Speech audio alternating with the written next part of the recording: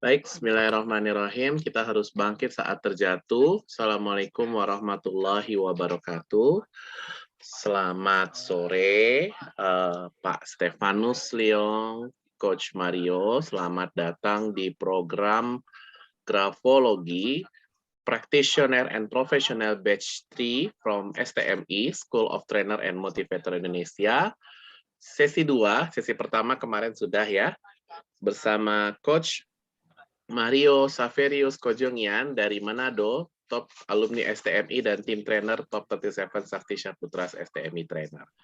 Baik, tanpa panjang kali lebar, kepada Coach Mario dari kota Manado, kami silahkan. Tepuk tangan. Yes.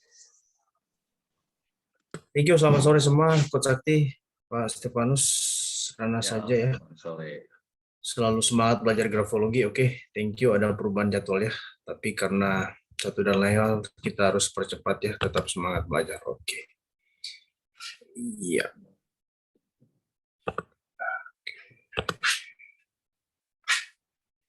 Oke teman-teman, di layar sudah tampil saja teman-teman. Sudah, Coach.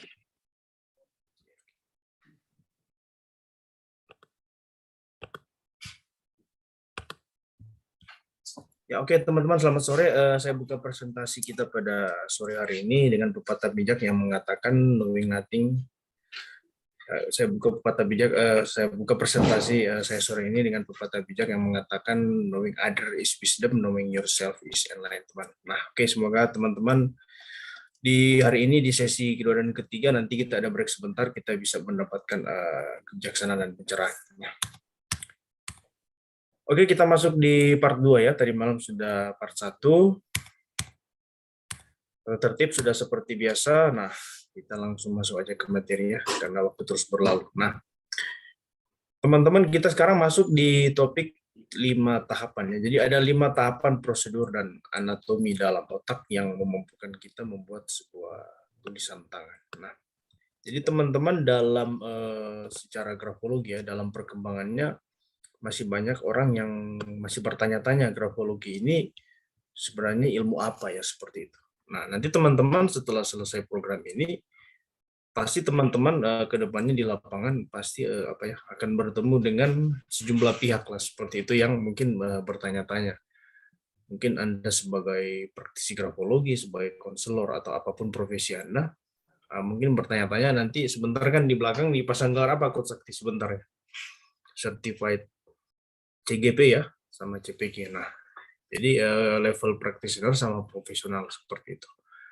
Nah, jadi teman-teman ketika nanti ada pihak-pihak yang bertanya grafologi itu seperti apa. Nah, nanti mungkin ada yang kebingungan. Terus ada yang sudah mungkin bertahun-tahun belajar grafologi, sudah menghafal polanya seperti itu, sudah menghafal indikator grafisnya. Tapi ketika ditanya soal grafologi itu seperti apa, nah mungkin masih ada yang bingung. Nah, makanya di sini saya sengaja menampilkannya, jadi ilustrasi ini, teman-teman. Jadi nanti teman-teman, Bapak Ibu bisa jelaskan kepada orang awam seperti itu, bahwa dalam ilmu grafologi itu sangat erat dengan tulisan tangan. Nah, tulisan tangan itu prosesnya seperti ini, teman-teman. Yang kemarin kita sudah bahas bahwa tulisan tangan itu tulisan otak. Nah, kalau bicara soal otak, tentunya tahapannya seperti ini, yang 5 tahapan ini. Nah, kalau dia disebut efek Barnum atau astrologi, nah itu beda, itu pergerakan bintang. Nah, kalau dalam grafologi tulisan tangan, jadi ini 5 tahapan prosedur dan anatomi dalam otak yang memampukan seseorang bisa menulis atau membuat sebuah tulisan tangan. Nah, urutannya seperti ini. Jadi pertama ada di cerebral cortex. Jadi cerebral cortex ini bagian otak yang memegang peranan kunci mengenai ingatan manusia. Jadi kesadaran pikiran, perhatian, caranya berpersepsi dan berbahasa. Nah, jadi mungkin ada yang tanya-tanya bentuknya seperti apa. Nah, nanti teman-teman nanti bisa search Google sendiri ya. Jadi tapi urutannya seperti ini. Jadi minimal teman-teman pada intinya mampu menjelaskan ke kaum awam tentang materi yang terkait sekarang ini, bagaimana seseorang itu bisa menghasilkan sebuah tulisan tangan supaya nantinya tidak dianggap bahwa ilmu grafologi ini ilmu falak atau ilmu perbintangan atau ilmu yang dianggap masih aneh-aneh seperti itu. Nah, jadi pertanyaan seperti ini. Jadi cerebral cortex. Kalau Anda mungkin latar belakang jurusan IPA, kuliahnya mungkin biologi atau apa, di bidang ilmu pengetahuan alam waktu SMA, mungkin akrab dengan bagian-bagian ini ya, atau kedokteran. Nah, jadi kita bisa lihat di bagian cerebral cortex ini fungsinya seperti ini, cara kerjanya seperti ini. Jadi bagaimana seorang berpersepsi ya, bagaimana seseorang itu mampu berbahasa seperti itu. Nah, sehingga grafologi menganalisa area-area ini ya. Nah, hasil dari area-area ini maka dianalisa lah, muncullah ilmu grafologi. Karena memang grafologi sendiri itu, kalau kita tarik sejarah, orang-orang dalamnya itu latar belakang psikolog semua seperti itu. Yang malah ada memang seorang psikolog akhirnya berpindah profesi jadi profesional grafologis seperti itu. Bayangkan aja orang-orang yang latar belakang psikologi istilahnya berpindah profesi menjadi grafolog. Nah, karena keilmuan grafologi ini. Jadi memang seperti Presiden Carlos di apa, yang sekarang ini, yang Kang Afif itu, yang sudah orang Indonesia, Presiden Carlos itu, di mana pimpinan kami di Sekolah International School Grafologi itu, dianya itu memang pada awalnya kenal grafologi. Tapi karena setelah dia melihat apa ya, sisi keunikan grafologi ini menarik untuk dia dijelajahi, nah akhirnya dia prepare, dia menjadi psikolog. Jadi dia kuliah psikologi sambil mendalami grafologi seperti itu. Jadi grafologi sama psikologi ini memang ada kaitan erat dengan dunia konseling juga, seperti satu paket yang sudah dibahas kemarin. Nah, kembali ke laptop. Nah, ini bagian kedua ini talamus. Jadi bagian otak talamus, hipotalamus, dan limbik system. Nah, teman-teman nanti bisa search sendiri ya gambar-gambar ini ya. Nanti itu bebas ya di Google, di internet banyak. Nah, di sini 3 bagian otak ini, bagian di nomor 2 ini otak yang memainkan area perasaan dan emosi manusia seperti itu. Nah, jadi bagaimana ketika seseorang menulis, perasaan dan emosinya dia itu pasti berjalan seperti itu ya. Jadi ketika seorang menulis, apa yang dia rasakan, emosi dia saat itu akan keluar di tulisan. Nah, makanya keakuratan sebuah tulisan itu biasanya sampai 2-3 bulan seperti itu. Jadi maksimal 3 bulan itu sudah harus ada sampel baru. Nah, makanya ada yang tanya, tulisan saya sewaktu saya masih sekolah dulu, masih di bangku kuliah dulu, apa sama dengan sekarang yang saya sudah dewasa? Nah, pasti berbeda. Nah, begitu juga kehidupan manusia kan. Jadi tiap tahun itu pasti ada perubahan kan. Nah, tulisan tangan juga mencerminkan perubahan dalam diri kita. Nah, kenapa dia setiap 3 bulan maksimal? Nah, karena di seluruh area kehidupan, bukan cuma di grafologi, termasuk di iklim bisnis, iklim pekerjaan, bidang apa saja, 3 bulan itu arah angin pasti berubah. Nah, jadi sampel tulisan tangan itu maksimal 3 bulan itu harus diperbaharui untuk melihat keakuratan dari penulis itu sendiri. Nah, kembali ke laptop di urutan 3 sini, ini bagian otak basal, ganglia, dan brainstem. Nah, area otak ini, teman-teman, Bapak Ibu, kedua bagian otak ini perannya ini fungsi proses belajar. Jadi berkaitan dengan perilaku dan kebiasaan manusia. Nah, perilaku dan kebiasaan manusia ini yang memang istilahnya sisi kedalaman juga ya, yang sudah dibahas kita kemarin. Soal area-area dalam manusia itu ada perilaku, temperamen, dan karakter. Nah, area ini diungkap ya, istilahnya merupakan jalur ya, merupakan jalur bagaimana seseorang itu menulis. Jadi ketika seseorang menulis itu memang tanpa sadar, tanpa disengaja, dia akan keluar ya area-area ini. Karena area analisanya seperti ini. Ini yang diungkap dalam diri manusia. Nah, bagian keempat ini cerebellum. Nah, ini sudah akrab ya. Kalau saya juga dulu waktu masih ingat belajar biologi, sepertinya sudah akrab dengan area otak itu. Nah, cerebellum ini bagian kecil dalam otak yang mengendalikan saraf motorik. Nah, ini yang memang saraf motorik ini jadi seperti motor kan, disebut saraf motorik. Jadi dia sudah bergerak membentuk huruf seperti itu. Jadi di bagian otak cerebellum itulah yang mengirim ya. Jadi dia mengirim sinyal ke tangan manusia itu sehingga manusia itu bergerak sudah membentuk huruf seperti itu. Nah, kembali ke pembahasan yang kaitan cerebellum ini, dia sangat berkaitan dengan poin 5. Jadi ini spinal cord ya. Jadi sumsum tulang belakang. Jadi di sumsum bagian tulang belakang sini jaringan saraf dari otak yang mengirim sinyal dari tangan dan jari. Nah, jadi 4 dan 5 ini sangat berkaitan. Jadi bagaimana seseorang terdorong secara refleks itu bergerak membentuk huruf ketika kita menulis, dan ini bagian saraf dari otak yang mengirim sinyal dari tangan dan jari. Berarti ada koneksi sehingga muncullah sebuah tulisan seperti itu. Nah, jadi teman-teman Bapak Ibu, kembali yang saya jelaskan tadi, untuk gambar nanti teman-teman bisa search, ketika teman-teman ketik itu pasti keluar semua. Right. Tapi pada intinya teman-teman, kita bisa mampu menjelaskannya ketika ada pihak-pihak luar, kaum awam yang menanyakan soal ilmu grafologi ini, tentang kaitan tulisan tangan adalah tulisan otak. Nah, mereka tanya, apa buktinya tulisan tangan, tulisan otak? Nah, buktinya yang ini seperti itu. Oke, jadi teman-teman kita lanjut dulu ya. Yang penting bagian ini kita sudah ada sedikit pemahaman ya. Nanti untuk sesi tanya jawab nanti kita di bagian belakang. Nah, sekarang di sini ada pertanyaan, kalau memang teman-teman di sini kedepannya ketika belajar grafologi di awal udah jatuh cinta ya seperti itu. Saya juga waktu awal belajar grafologi langsung jatuh hati sama barang-barang seperti ini. Nah, akhirnya ketika kita mendalami sebuah bidang, akhirnya kita ingin menjadi seorang profesional dan writing analyst. Nah, kalau memang ingin serius di dunia grafologi, nah ini yang perlu dipertimbangkan ke depannya. Oke, saya minta bantuan dari Pak Yunus ya di Makassar untuk bisa bacakan sebentar ya materinya. Silakan Pak Yunus. Baik, Coach. Apa yang perlu dipertimbangkan untuk menjadi seorang profesional handwriting analyst yang terampil? Yang pertama, untuk menjadi seorang profesional handwriting analyst yang cakap, memerlukan kecakapan teknis dan keterampilan penafsiran ciri-ciri tulisan klien.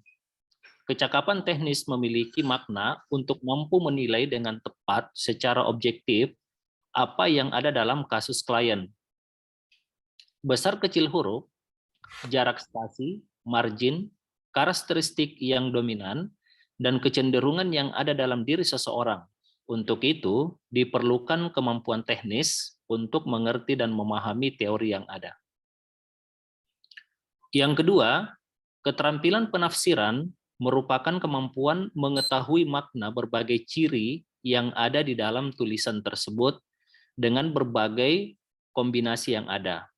Hal ini akan diperoleh dengan seringnya pengalaman menganalisa yang Anda lakukan, maupun diskusi kasus antara sesama ahli grafologi atau profesional handwriting analyst, agar tidak ada kesalahan dalam menganalisa. Disarankan kepada Anda yang serius ingin menjadi seorang profesional handwriting analyst di keluarga atau institusi Anda agar memperbanyak jam terbang sebanyak 10.000 jam dengan sering mengikuti pelatihan grafologi atau training handwriting analyst yang bersertifikasi dalam negeri maupun yang berstandar internasional.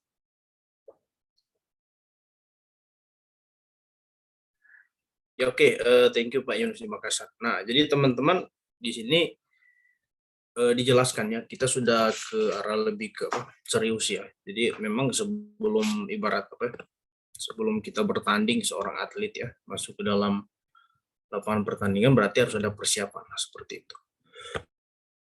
Dan menjadi grafolog juga teman-teman seperti itu. Jadi memang step-stepnya ini secara garis besar ini saya jabarkan di sini ya. Jadi pertama memerlukan kecakapan teknis. Jadi keterampilan penafsiran. Jadi kecakapan ini artinya sepertinya jadi mampu menilai dengan tepat secara objektif apa yang ada dalam kasus klien. Nah, jadi di sini teman-teman tadi malam ya kemarin kita sudah ada 3 bagian yang kita bahas ya seperti itu. Jadi bagian pertama soal zona. Jadi zona itu sudah bagian pertama dalam grafologi. Terus kedua ada margin. Jadi margin itu sudah bagian terbesar kedua dalam grafologi. Dan yang ketiga, kalau tidak salah kemarin kita bahas tentang baseline. Jadi garis dasar. Nah itu sudah salah satu bagian dalam grafologi. Jadi sudah 3 partisi, sudah 3 bab yang kita sempat sentuh ya kemarin di sesi awal ya. Nah nanti di hari ini 2 sesi pertama dan sebentar sudah break, akan ada banyak bagian-bagian yang akan kita dalami. Nah secara garis besar itu dia kurang lebih ada 12, jadi 12 bab besar ya. Jadi 12 besar, teman-teman, kita akan membahas. Nah 12 bab besar ini otomatis kan dibutuhkan waktu ya teman-teman. Jadi saya di sesi ini, di kelas STEM ini, ya istilahnya pertemuan 3-4 hari seperti itu, pertemuan 3 hari lah seperti itu, 3-4 sesi itu sebenarnya terasa singkat seperti itu. Nah kalau ada juga waktu zaman saya dulu, waktu ada trainer grafologi dari Jakarta datang ke Manado itu, bayangkan dunia grafologi itu cuma diselami dalam 5 jam. Gitu. Bisa nggak? Dia cuma jelaskan secara umum gitu, terus selesai. Nah, kalau saya ini meskipun beberapa jam saja di tiap hari, tiap sesi, tetap saya berpikir menyeluruh supaya teman-teman memang sesi praktek seperti itu. Nah, makanya teman-teman yang dimaksudkan di poin pertama sini. Jadi kecakapan ini contoh kecil huruf kan, besar kecil hurufnya. Nanti akan kita jelaskan. Jadi huruf kecil, huruf besar apa, jarak spasi, kalau spasi antar baris apa, jadi spasi antar kata seperti apa, spasi antar kalimat seperti apa, dia akan kedalaman seperti itu. Jadi banyak poin. Nah, margin juga yang kita sudah bahas kemarin kan. Jadi nanti dia ada 12 bab sudah dengan tanda tangan seperti itu. Jadi 12 bab besar. Nah, kalau kuliah di Karos di sekolah saya itu kuliahnya itu tahunan, teman-teman. Jadi seperti mahasiswa yang duduk di bangku kuliah seperti itu. Nah, kalau ini memang kita sengaja sudah bikin apa ya? Sesingkat mungkin aja. Tapi kalau memang teman-teman ingin jadi apa? Lebih mendalam, nanti juga ada kelas khusus untuk profesi sama jadi trainer grafologi. Tapi itu kerjasama dengan IO lain seperti itu. Tapi nanti teman-teman kalau mau serius juga nanti bisa wapri saya untuk kedepannya kalau mau lebih serius. Tapi ini pengantar saja ya di kelas STEM ini. Nah, jadi karakteristik dominan dan kecenderungan yang ada dalam diri seorang. Jadi untuk itu diperlukan kemampuan teknis. Nah, untuk mengerti dan memahami teori yang ada. Nah, kemampuan teknis ini yang memang sudah kita mulai bahas tadi malam. Nanti rencana sampai besok. Kalau memang bisa selesai besok, sampai besok. Nah, jadi di sesi kelas STEM ini, jadi teman-teman mungkin yang baru pertama dengar ya, jadi ini sesi perkenalan seperti itu. Kita sudah pernah dengar sedikit-sedikit. Ini bagian sesi perkenalan. Tapi nanti ke depannya seiring jam terbang kalau teman-teman serius berlatih, ikut pelatihan, nanti teman-teman akan terlatih sendiri seperti itu. Jadi dimaksudkan di sini untuk interpretasi ya. Jadi di sini keterampilan penafsiran. Nah, kalau mungkin Pak Stefanus di mungkin bidang teologi, itu di hermeneutika, mungkin mirip-mirip seperti itu Pak Stefanus. Kalau dalam menafsirkan sebuah kitab suci atau sudut pandang seperti itu. Nah, kalau dalam teologi itu juga itu ada teknik-teknik sendiri ya. Jadi kita melihat konteks seperti itu. Ayat-ayat kitab suci. Nah, kalau di grafologi kita perlu pendekatan ya sebenarnya. Jadi pendekatan itu sebenarnya dalam grafologi itu dia ada 2 garis besar ya. Tapi yang di sesi STM ini kita yang apa? Yang singkat aja dulu. Tapi garis besarnya itu penafsiran seperti ini. Jadi dia ada aliran dalam grafologi itu sebenarnya dia ada 3 pendekatan dari 3 aliran grafologi. Jadi pertama itu disebut pendekatan traits. Jadi pendekatan traits itu metode Prancis. Jadi metode traits Prancis. Jadi kita menafsirkan berdasarkan traits per traits. Nah, itu yang saya sebutkan ada 12 bab itu. Jadi 12 traits itu. Jadi disebut 12 indikator grafis. Jadi kita menafsirkan seseorang berdasarkan sampel tulisan tangan dari traits per traits. Jadi ciri per ciri atau indikator grafis. Jadi misalnya kalau ada 12 bab, kita interpretasi dia berdasarkan zona. Jadi yang seperti tadi malam kan zona atas, tengah, bawah. Jadi kita tafsir seperti itu. Terus kalau biasanya sendiri, terus misalnya marginnya sendiri. Nah, itu sebut metode Prancis, trade per trade. Ada juga menyebutnya automistik. Jadi disebut metode automistik gitu. Dan juga yang menyebut seperti itu. Jadi metode trade Prancis atau automistik. Nah, metode yang kedua dalam grafologi itu disebut metode Gestalt. Jadi metode Gestalt itu dia menginterpretasi bukan berdasarkan seperti tadi step by step, satu tanda per satu tanda, trade per trade, tapi dia secara keseluruhan seperti itu. Jadi dia melihat keseluruhan. Jadi metode Gestalt ini metode Jerman. Jadi dia melihat secara keseluruhan.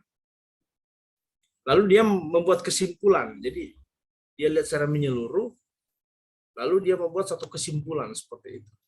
Kesimpulan dalam artian mewakili keseluruhan seperti itu. Tapi dia tidak tanda per tanda seperti tadi. Nah, kalau metode trades ini, jadi metode Gestalt ini, metode menyeluruh, disebut metode menyeluruh ini, kita dibutuhkan skill penguasaan. Jadi penguasaan teori ya. Ketika kita sudah paham semua, kita bisa membuat satu kesimpulan secara keseluruhan. Nah, itu yang metode Gestalt, metode Jerman yang kedua. Nah, ada yang metode ketiga, itu metode Karos namanya. Nah, metode Karos ini, ya memang kalau yang studi di Karos itu, memang dia sih ada lisensinya seperti itu. Tapi dia itu sangat sangat luas sekali seperti itu. Jadi dia butuh bertahun-tahun duduk di bangku kuliah untuk mendalami itu. Karena apa? Karena dia gabungan dari dua metode yang saya sebutkan tadi. Jadi metode Karos itu metode holistik. Jadi dia sudah merupakan gabungan dari metode yang pertama, yang saya sebutkan tadi, metode trades dari Prancis, tanda per tanda, dan yang kedua metode Gestalt. Jadi metode Gestalt dari metode keseluruhan. Nah, itu gabungan keduanya ini disebut metode Karos, yang disebut metode holistik. Nah, mempelajari Karos ini dia butuh waktu bertahun-tahun seperti itu. Karena kalau bikin satu laporan itu dia beberapa lembar banyak sekali seperti itu. Tapi kalau metode trade saja yang metode Prancis itu dia cuman beberapa lembar aja, seperti Gestalt dia beberapa lembar aja, yang penting garis-garis besarnya aja. Kalau di kelas grafologi rekrutmen itu ada. Itu metodenya seperti Gestalt. Jadi dia singkat tapi jelas seperti itu. Nah, yang kedua ini teman-teman, poin kedua, jadi keterampilan penafsiran. Jadi keterampilan penafsiran itu, jadi kita sudah mampu memberikan penafsiran lewat kalimat. Jadi kalimat deskripsi. Jadi kita membuat kalimat deskripsinya bebas aja seperti itu. Jadi tidak ada batasan-batasan harus begini, harus seperti itu. Nah, makanya ada yang sering bertanya seperti ini, Coach, kenapa kalau misalnya satu sampel saya kasih ke grafolog A, penafsirannya begini, tapi ke grafolog B penafsirannya begini. Nah, ada yang seperti itu. Nah, itu sama saja dengan dalam bidang teologi. Ya, saya kembali juga ke seperti teologi. Ketika kita menafsir sebuah kitab suci, misalnya tentang ayat ini misalnya. Nah, misalnya si teolog yang satu, dia menafsir begini, berdasarkan pendekatan yang pernah dia pelajari. Nah, kalau teolog lain, penafsirannya begini. Nah, tetap berbeda. Nah, tapi di sini kita sebagai grafolog memang diharapkan menguasai berbagai teori yang ada dalam grafologi, yang 12 bab yang saya sebutkan tadi. Nah, kenapa? Karena kalau kita menguasai teori grafologi ini, kita akan gampang mendapatkan benang merah seperti itu. Jadi kita bisa menemukan benang merah, jadi garis besarnya, sehingga ketika kita membuat sebuah penafsiran, orang yang membacanya itu bisa ngerti seperti itu. Nah, jadi memang teman-teman dia butuh waktu mendalami grafologi ini ya. Tapi di sesi beberapa hari ini, di sesi 3 hari ini ya, 3-4 hari di STMI ini, pengenalan, tapi teman-teman sudah diharapkan bisa menangkap garis besarnya seperti itu. Nah, jadi keterampilan penafsiran ini kemampuan mengetahui makna berbagai ciri yang ada dalam tulisan dengan berbagai kombinasi yang ada. Nah, ini yang mau saya maksudkan. Jadi kalau teman-teman menguasai 12 bab, 12 pola yang saya sebutkan tadi akan sangat gampang seperti itu. Nah, hal ini akan diperoleh dengan seiring pengalaman menganalisa yang Bapak Ibu lakukan. Jadi maupun diskusi, jadi ada diskusi-diskusi ya antar sesama grafolog agar tidak ada kesalahan dalam menganalisa. Nah, nanti teman-teman juga nanti saya akan masukkan ke grup grafologi ya, jadi nanti wapri ke saya.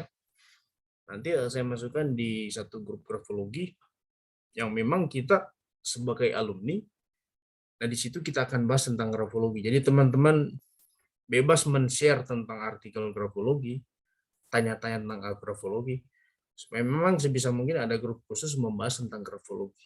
Seperti itu. Nah, yang poin ketiga di sini disarankan bagi teman-teman Bapak Ibu yang serius menjadi profesional handwriting analis atau grafolog ya. Jadi mau jadi grafolog di keluarga atau di institusi, atau kedepannya memang mau jadi trainer grafologi, seperti itu. Jadi menjadikan grafologi sebagai profesi lah, profesi sampingan atau profesi utama. Nah, apapun profesi yang sudah ada kita miliki sekarang, grafologi bisa dijadikan semacam gabungan seperti itu. Jadi kita profesi misalnya pendidik, tapi kita grafolog juga. Karena memang kita praktisi di bidang pekerjaan kita, seperti itu. Jadi kita praktekkan grafologi di dunia kependidikan, seperti itu. Kalau sebagai bisnismen, ya kita pakai grafologi di profesi kita untuk rekrutmen karyawan misalnya, seperti itu. Nah, kalau misalnya kita pimpinan instansi lembaga atau rohaniawan, ya kita praktekkan ke umat jemaat kita. Kalau sebagai ustadz juga seperti itu. Nah, jadi caranya jam terbang seperti itu. Jadi memang mencapai 10.000 jam terbang itu memang strateginya ya istilahnya apa ya? Ada istilah yang disebutkan salah satu motivator Mario Teguh pernah bilang bahwa the skill of doing comes from doing kan. Jadi kemampuan melakukan datang dari melakukan seperti itu. Jadi kemampuan grafologi, kemampuan menganalisa datang dari melakukan analisa seperti itu. Jadi tidak ada strategi lain. Jadi semua bidang ilmu apa saja, mau bidang ekonomi, bidang pertanian, bidang politik, sosial budaya, nah jam terbangnya seperti ini. Jadi kenapa kita lihat kalau Messi, misalnya Messi, Cristiano Ronaldo atau Ronaldinho, kalau kita lihat mereka main bola itu sudah apa ya? Sudah seperti apa mainan aja, sudah seperti sihir kalau mereka bermain bola. Nah coba kita lihat ke belakang. Nah ternyata si Messi, Ronaldinho itu ketika usia 5-6 tahun itu memang sudah bermain dengan sepak bola, main dengan bola kaki seperti itu. Nah, kalau kita tarik garis di situ berarti jam terbang kan? Seperti itu. Nah, kalau teman-teman mampu mencapai 10.000 jam terbang ini memang strateginya ya ikut pelatihan grafologi. Jadi training and writing analysis. Jadi baik yang bersertifikasi ataupun yang tidak bersertifikasi. Jadi kalau ada training grafologi ikutlah siapapun trainernya seperti itu. Enggak usah cuman kalau Coach Mario, tapi kalau memang ke saya juga ada jadwal di 4 lembaga ya, di Indonesia ada 4 lembaga pelatihan yang memang sudah kerjasama. Jadi saya associate trainer di situ. Nah, jadi pelatihan grafologi dia standar nasional, internasional, pokoknya dia pelatihan grafologi ikut. Nah, itu strategi pertama. Nah, di strategi kedua juga teman-teman bisa belajar juga lewat e-book seperti itu. Jadi buku-buku grafologi memang banyak bahasa Inggris. Nah, kalau memang zaman sekarang memang dipaksakan ya, minimal tahu terjemahkan lah, lihat di kamus.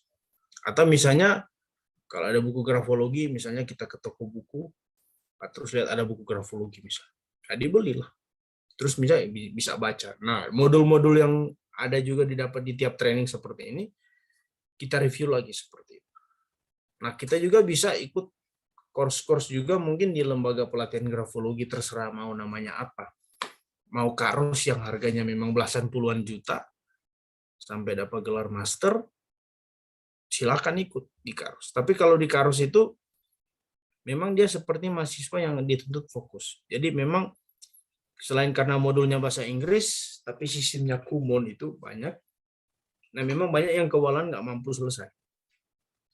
Karena contoh saja teman saya, ada seorang ustadz, Nah, bayangin aja kalau dia seorang ustadz yang ngurusin umatnya, terus dia juga trainer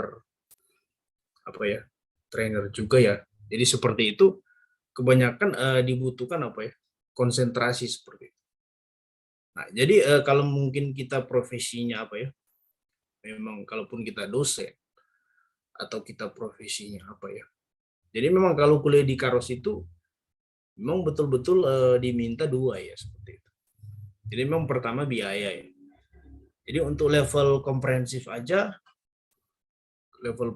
komprehensif aja yang level CA itu sudah belasan juta. Terus yang level master itu udah masuk 20 juta ya seperti itu. Jadi memang kita butuh belasan juta ya, minimal belasan juta sampai 20-an juta lebih untuk studi di Karos. Nah, itu pertama biaya ya. Karena dia sertifikasi internasional, terus buku-bukunya itu memang langsung dari Amerika berbahasa Inggris lagi seperti itu. Nah, jadi biaya, terus kalau kendala bahasa ya.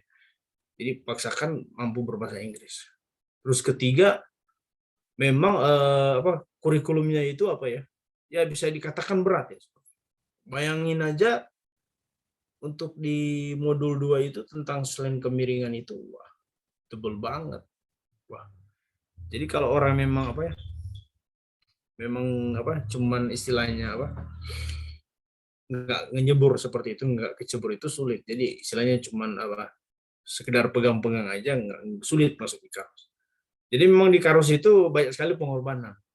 Jadi masalah bahasa Inggris, masalah biaya, terus masalah modulnya banyak seperti itu. Jadi memang butuh mental kuat seperti itu kalau studi di Karos. Tapi teman-teman juga tidak menutup kemungkinan bisa belajar juga dari trainer-trainer lain atau lembaga lain. Jadi bisa trainer seperti saya atau trainer-trainer grafologi lain di Indonesia ada banyak. Jadi teman-teman ibaratnya belajar grafologi ini ya, jadi kita belajar aja setiap ada waktu kita belajar, jadikan minat seperti itu. Jadi seiring praktek di lapangan, teman-teman juga mendapatkan feedback seperti itu. Oke, jadi teman-teman kira-kira seperti ini yang kelengkapan-kelengkapannya perlu kita pertimbangkan kalau memang kita mau serius jadi grafolog. Tapi kalau memang teman-teman istilahnya berani bayar harga seperti yang saya bilang tadi di Karos, tidak menutup kemungkinan juga teman-teman bisa studi di Karos. Atau mungkin juga ada yang di lembaganya Bart Bejet yang tadi malam, yang gambar itu grafolognya yang pria yang pegang buku itu. Nah, dia juga ada lembaga di Amerika. Jadi teman-teman bisa pilih mau belajar ke Bart Bejet yang pria yang grafolog pegang buku itu, atau ke Ibu Erika Karos juga yang ibu yang tadi malam merupakan saya alumni di situ ya seperti itu. Nah, itu yang kursus grafologi, lembaga grafologi yang bersertifikasi internasional seperti itu. Nah, teman-teman, sekarang kita ke langkah-langkah ya. Langkah-langkah melakukan analisa grafologi. Nah, sini ke Rana saja. Halo, selamat malam Rana saja. Bisa open kamera Rana Selamat saja. sore, Coach. Iya, oke. Bisa open kamera Rana saja. Saya pakai HP, Coach. Oh ya, it's okay. Ya. Tapi Lagi bisa masih kebaca di ya? Bandung, belum pulang. Ya, bisa. Ya, silakan. Ya. Langkah-langkah melakukan analisa grafologi. Yang pertama, grafologi bukanlah metode investigasi secara metafisika atau pekerjaan yang menebak-nebak atau ramalan. Grafologi adalah sains atau ilmu yang ilmiah. Jika Anda pergi ke dokter, Anda akan diharapkan untuk mengatakan semua keluhan Anda. Hal ini mereka perlukan agar mereka bisa mendiagnosa Anda terkena penyakit seperti apa dan bagaimana penanganannya. Yang kedua, melakukan analisa grafologi secara profesional membutuhkan waktu untuk bisa menguasainya. Anda perlu melihat tanda-tanda menuju optimisme, pesimistis, introvert, extrovert, dan lain-lain. Iya, oke. Lanjut ya.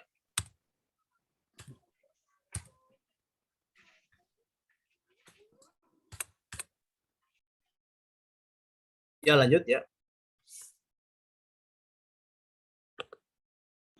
Iya. Langkah-langkah melakukan analisa grafologi untuk menganalisis tulisan tangan seseorang tentu harus rajin berlatih. Cobalah dengan menganalisis tulisan tangan sendiri. Setelah mulai mahir, tingkatkan latihan dengan mencoba menganalisis tulisan tangan orang-orang terdekat, seperti keluarga, pasangan, sahabat, maupun rekan kerja. Berikut ini beberapa peralatan yang harus dipersiapkan sebelum memulai menganalisis tulisan tangan. Yang pertama, gunakan pulpen standar. Yang kedua, penggaris. Yang ketiga, busur derajat. Yang keempat, kaca pembesar. Ya, lanjut.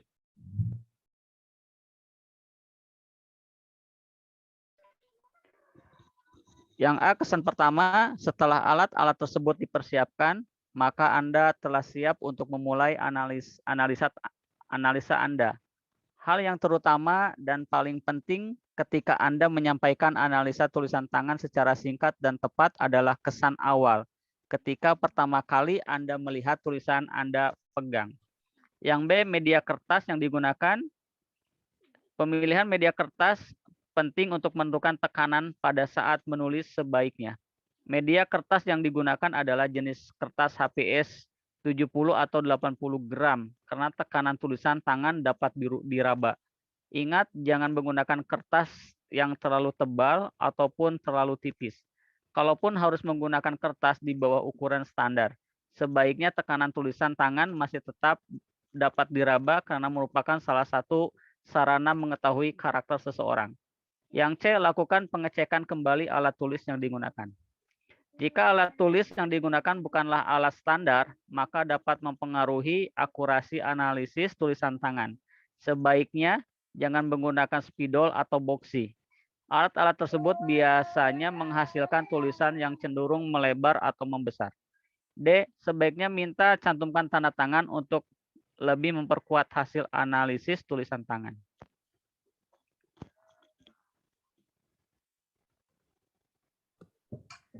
Ya, oke.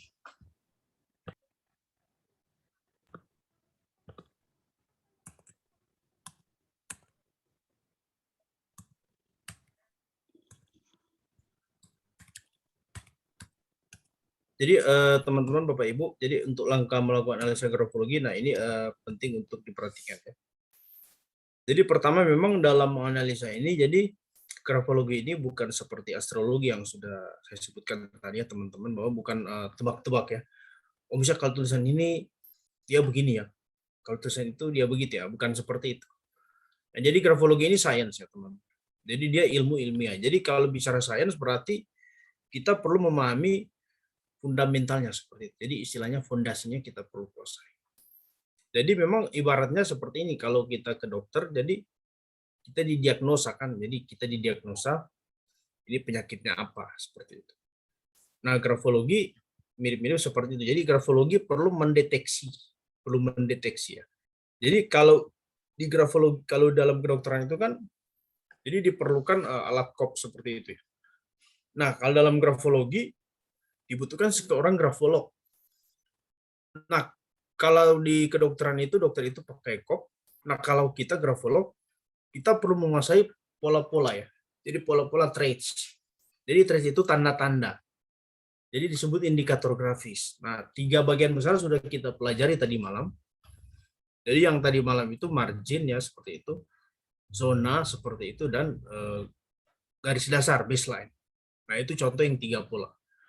Nah, ini dalam beberapa hari ke depan kita masih ada 9 pola ya. Jadi kita masih ada 9 pola indikator grafis seperti itu. 9 indikator grafis, 9 traits bab besar yang perlu kita kuasai mendalam seperti itu.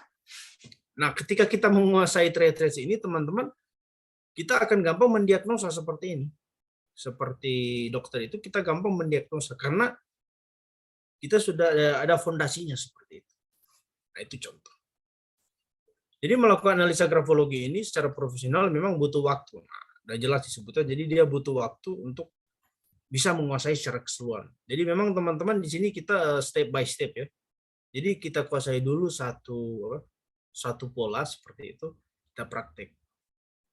Jadi step by step. Nah, seiring berjalannya waktu kan kita terlatih. Jadi kalau kita rajin latihan tiap hari, misalnya modul kan itu nanti di print, di review ya, dibaca-baca, dipraktekkan, dicek seperti itu. Kita ada feedback, diskusi juga di grup grafologi, atau kita juga belajar lewat e-book bahasa Inggris, atau juga kita belajar di mana semua kan sekarang internet banyak sumber. Nah, seiring dengan kita belajar ikut juga training pelatihan seperti itu. Kita juga misalnya baca buku ini, baca buku itu. Nah, jadi berbagai teknik kita dalami seperti itu. Nah, otomatis jam terbang kita akan bertambah. Nah, jadi di sini kita perlu melihat tanda-tanda ini. Nah, tanda-tanda ini akan kita pelajari ke depannya. Besok ya. Dan juga sudah tadi malam kita pelajari. Nah, tanda-tanda ini, optimis, pesimistis ini kita akan lihat dari besar kecilnya huruf, seperti itu. Introvert, ekstrovert itu dari besar kecilnya huruf. Jadi kalau orang tulisan besar, orangnya itu biasanya optimis dan ekstrovert. Tapi kalau dia tulisannya kecil, biasa dia pesimistis atau introvert. Nah, jadi teman-teman strateginya apa? Kita perlu menghafal seperti itu. Jadi semua tanda-tanda itu, polanya seperti ini, kita perlu hafal. Jadi latihan, praktek, hafal, seperti itu. Nah, seiring kita latihan praktek hafal seperti itu sudah terinstal seperti itu. Jadi kita sudah mahir dengan sendirinya. Jadi rahasia menjadi grafolog itu praktek, latihan, hafal seperti itu. Itu aja.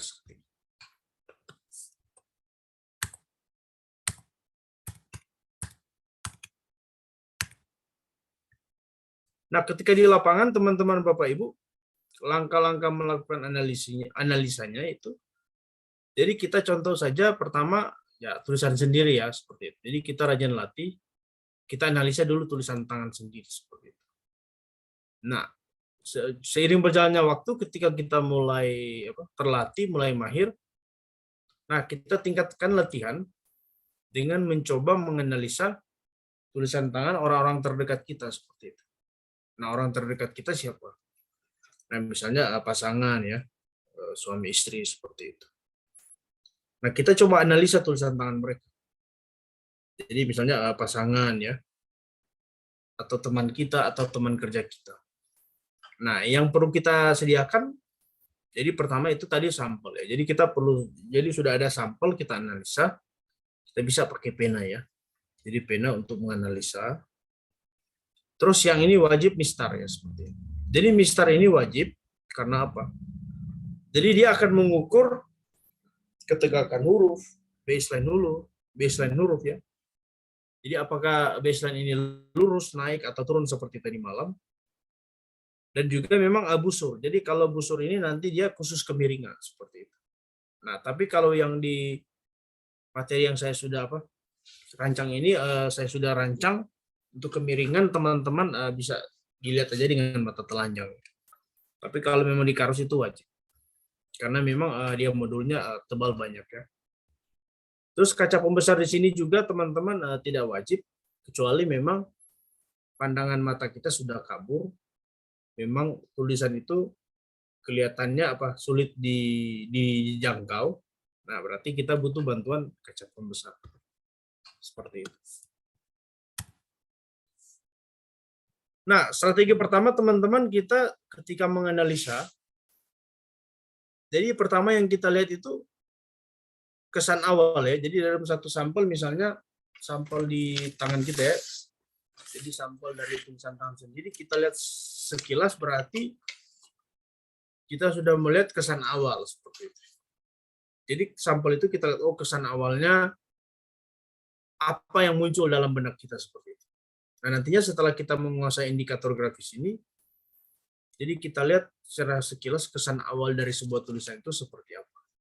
Nah, dari kesan awal itu kita sudah ada semacam modal dasar untuk membuat sebuah laporan analisa nantinya seperti itu. Nah, yang kedua tahapannya kita menggunakan kertas yang sesuai standar. Jadi media kertas yang digunakan, jadi sebaiknya memang harus, bukan sebaiknya. Jadi ini harus standar internasional, berarti kertas HVS 70 atau 80 gram.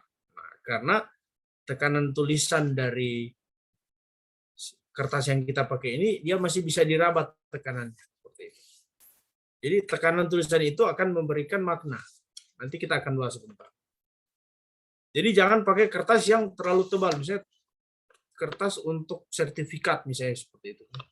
Nah itu udah agak tebal kan, kita tidak bisa meraba tekanan dari sebuah tulisan. Atau dia terlalu tipis, memang lebih lebih ringan dari kertas A4 standar. Nah, kenapa kita nggak boleh pakai terlalu tipis? Karena sekali gores dia mungkin bisa robek seperti itu, atau tintanya menyebar. Jadi gunakanlah kertas A4 70 atau 80 gram. Dan jangan pakai kertas yang terlalu tebal ataupun terlalu tipis. Nah, itu maksudnya. Nah, kalaupun harus menggunakan kertas di bawah ukuran standar, sebaiknya tekanan tulisan masih tetap dapat diraba. Karena merupakan salah satu sarana mengetahui karakter seseorang. Nah, itu. Jadi, masalah kertas itu akan mempengaruhi di tekanan tulisan. Nah, di tekanan tulisan, kita bisa mengetahui emosi dan kesehatan seseorang. Nah, sekarang di poin C, kita lakukan pengecekan kembali alat tulis yang digunakan. Jadi alat tulis digunakan bukan alat tulis standar ya. Maka jika kalau misalnya teman-teman tidak menggunakan alat tulis yang standar, dia akan mempengaruhi tingkat keakuratan. Jadi alat tulis dimaksud sini pena ya. Jadi pensil tidak usah, pensil standarnya itu tidak memenuhi standar internasional. Spidol atau boxy, jadi spidol atau boxy itu kan tinta yang menyebar gitu ya. Kalau biasa yang pakai ketika disentuh kertas dia langsung menyebar. Nah itu tidak masuk standar karena tinta yang menyebar itu tidak bisa dianalisa. Jadi keakuratannya, akurasinya itu akan berkurang. Jadi pakai aja pena-pena standar seperti itu. Pensil juga tidak disarankan. Nah yang terakhir teman-teman diharapkan meminta mencantumkan tanda tangan. Jadi teman-teman juga cantumkan tanda tangan di sampel yang ada sekarang. Karena dia akan memperkuat hasil analisa itu sekitar 20-30%. Jadi misalnya tadi malam Pak Stefanus tanya soal DNA itu. Nah, tanda tangan juga itu akan mencerminkan DNA seseorang. Jadi kalau dalam kepolisian itu disebut sidik jari, tapi kalau dalam grafologi itu tanda tangan itu bisa merupakan strategi untuk mengidentifikasi seseorang. Kenapa? Karena lewat tanda tangan, seseorang itu secara alam bawah sadar tidak sadar, dia akan menampilkan personal brandingnya dia di situ. Jadi lewat tanda tangan, kita bisa mengetahui personal branding seseorang seperti itu. Jadi dia ingin dilihat seperti apa, lihatlah di tanda tangannya dia seperti itu. Jadi ibarat sebuah buku, 25% itu dari tanda tangan, 25% itu dari tanda tangan, jadi cover buku. Jadi personal branding atau bendera atau logo. Dan 75% itu tulisan tangan itu menjelaskan siapa seseorang sebenarnya. Karakter dia sebenarnya itu dari tulisan tangan. Jadi 25% itu dari tanda tangan, cover buku, personal branding, logo bendera. 75% dari tulisan tangan, siapa seseorang sebenarnya. Seperti itu.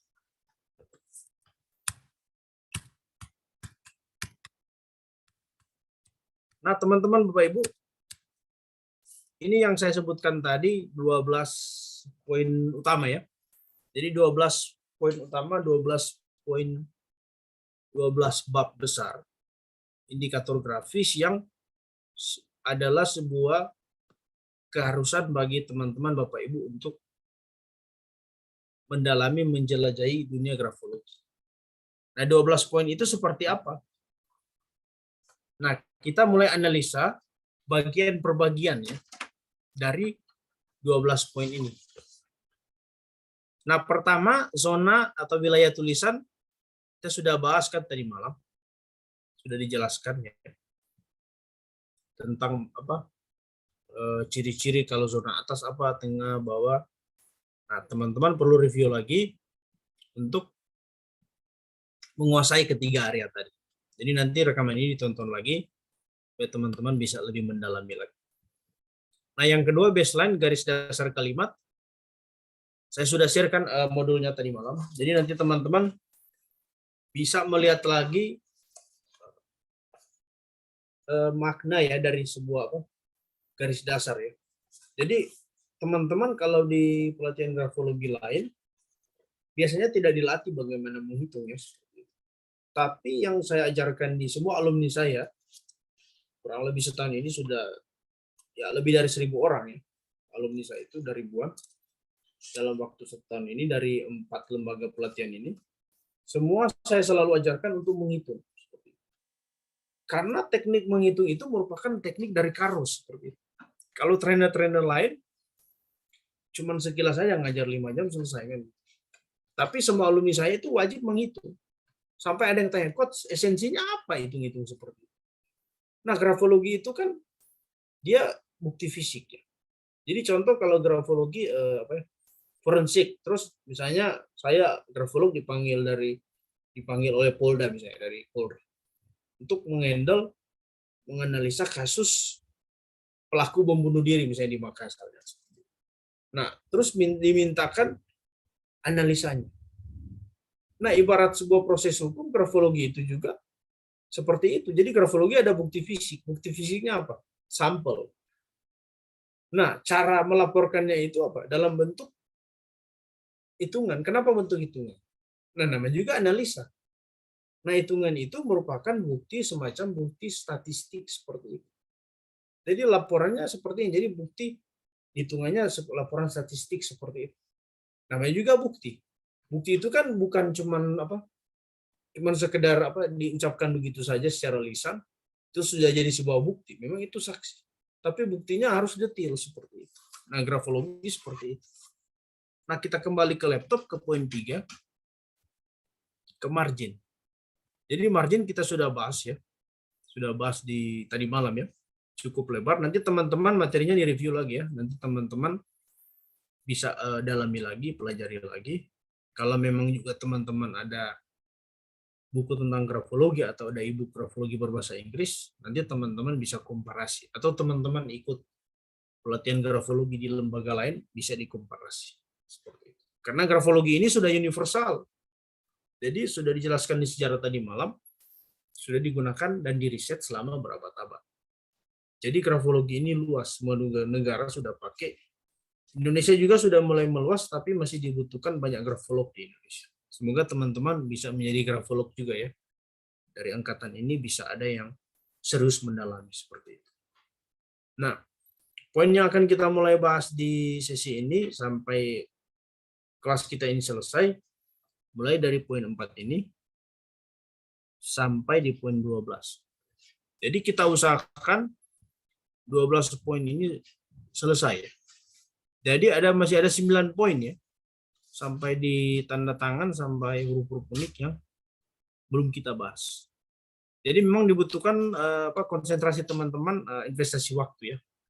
Jadi ketika teman-teman sudah melewati kelas grafologi ini, saya yakin pasti akan lebih banyak materi yang akan teman-teman dapatkan dengan investasi yang tidak terlalu mahal ini jika dibandingkan dengan investasi seminar atau workshop sehari grafologi oleh trainer lain atau lembaga lain. Seperti itu.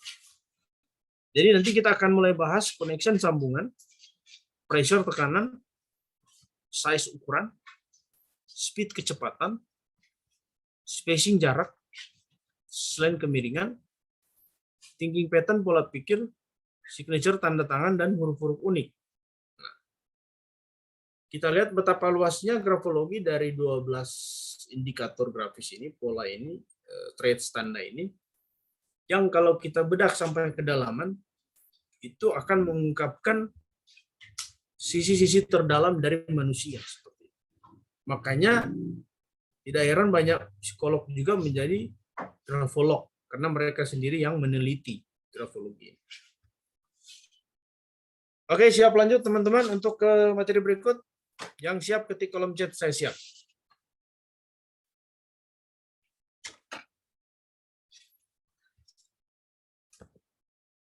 Oke, Pak Yunus siap, Pak Stefanus siap. Oke, thank you untuk kesiapannya. Ya. Siap menjadi grafolog, kita masuk ke connection.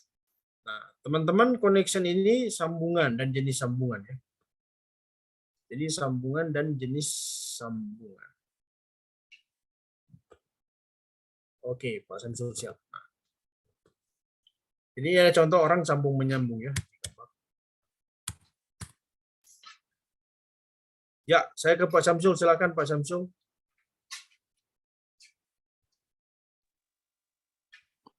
Baik, terima kasih. Model tulisan dengan sambungan connection memiliki korelasi dengan karakteristik seseorang. Hal ini dapat dipakai untuk mengetahui karir, masa depan, bahkan kondisi emosi seseorang. Persisnya, connection memberi jawaban atas misteri bagaimana aku berinteraksi dengan kamu. Sambungan antar huruf akan menginformasikan bagaimana penulis berpikir, bersimpati, dan berperilaku ketika menjalin hubungan dengan orang lain secara pribadi dan emosional. Selain itu juga memperjelas bagaimana penulis beradaptasi terhadap lingkungannya. Sekian. Ya, thank you Pak Samsul di Lombok. Sama-sama. Jadi teman-teman Bapak Ibu, jadi connection ini jadi dia menjelaskan tentang bagaimana aku berinteraksi dengan kamu. Jadi soal sambungan. Jadi kita lihat cara orang berinteraksi dengan orang lain. Nah, kita lihat seperti apa. Jadi jenis tulisan ini dia terbagi 3 garis besar ya teman-teman, Bapak Ibu. Jadi tulisan ini, jadi tulisan cetak, terus tulisan bersambung yang tadi, terus tulisan kombinasi. Nah, jadi tulisan yang bersambung tadi yang sudah dijelaskan tadi ya soal sambungan ya. Jadi sambungan itu dia tersambung tulisan sambung sama tulisan lepas. Nah, kita akan lihat dari 3 jenis ini ya, bagaimana cara seseorang berinteraksi dengan orang lain seperti itu. Nah, kalau dia tulisan cetak, itu karakteristiknya seperti apa akan dibahas. Terus kalau misalnya tulisan bersambung, seperti itu. Jadi kalau tulisan cetak itu tulisannya terpisah, jadi tulisan lepas namanya. Nanti teman-teman akan dipandu ya setelah ini, cara menganalisa. Jadi sampel tulisan sudah standby ya teman-teman. Jadi kalau tulisan cetak lepas, disebut tulisan print itu karakteristiknya seperti apa. Kalau tulisan dia bersambung, seperti apa. Nah, profesinya cocok seperti apa. Nanti juga akan dijelaskan karakteristik mendasarnya seperti apa. Jadi kita bisa melihat manusia dari sisi sambungan ini. Nah, kalau dia kombinasi, jadi kombinasi itu campuran dari tulisan sambung dan tulisan cetak. Nah, kita lihat seperti apa. Nah, di bagian grafologi ini, dalam ilmu grafologi ini, kalau kita cek semua aliran grafologi ya, grafolog seluruh dunia, pasti garis besarnya seperti ini untuk tulisan bersambung. Nah, dia ada 4 bagian, teman-teman Bapak Ibu. Jadi akan lebih bingung lagi otak kita ini, akan dikuras. Tulisan terpisah, lepas, terus tulisan bersambung, itu juga ada 4 bagian, teman-teman. Nah, ada 4 jenis. Nah, jenisnya apa? Pertama, Garland, Archaic, Reed, dan Angular. Nanti kita akan bahas sudah itu. Kalau kombinasinya juga nanti dia akan ada jenis-jenis. Oke, kita lanjut. Nah, teman-teman sekarang mulai cek di sampel tulisan. Apakah jenis sambungan di sampel saya, tulisan saya, dia masuk tulisan cetak, print, atau terpisah seperti ini. Jadi dia kalau seperti ini contohnya tulisan cetak, print, atau terpisah. Nah, teman-teman bisa cek apakah tulisan saya bersambung seperti ini. Jadi Pak Stefanus cetak, Pak Yunus gabungan. Seperti itu. Nah, kalau dia bersambung, dia seperti ini.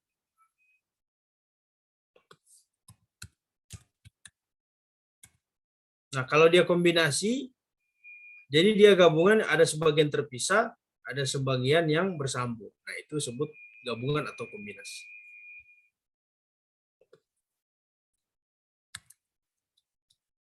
Oke, kita lihat satu persatu ya. Jadi teman-teman dicek, silakan ketik kolom chat, tulisan saya, tulisan cetak print terpisah, bersambung atau kombinasi. Nah, kalau dia tulisan cetak seperti ini, dia terpisah atau print.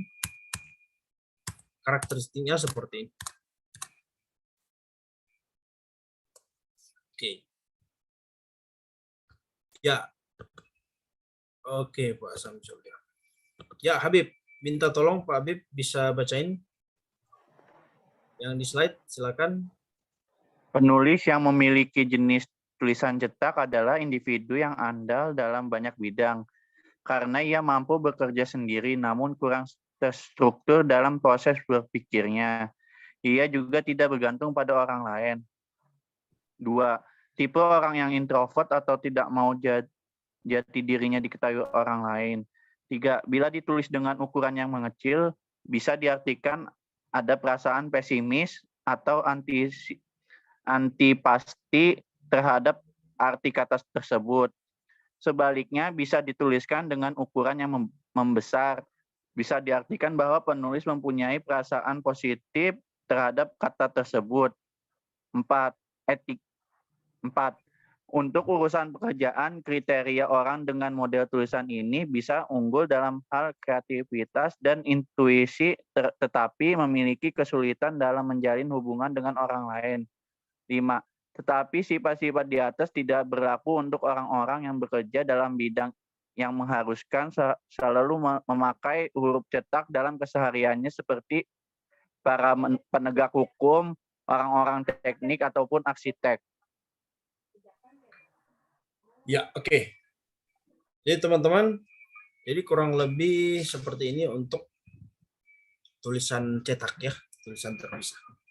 Jadi teman-teman bisa cek sendiri karakternya seperti ini. Jadi teman-teman bisa melihat juga mengenal diri kalau saya seperti ini atau orang lain seperti ini. Jadi kita bisa memahami orangnya atau memahami dia sendiri dari penjelasan ini. Oke. Ini contoh tulisan yang cetak, terpisah atau print.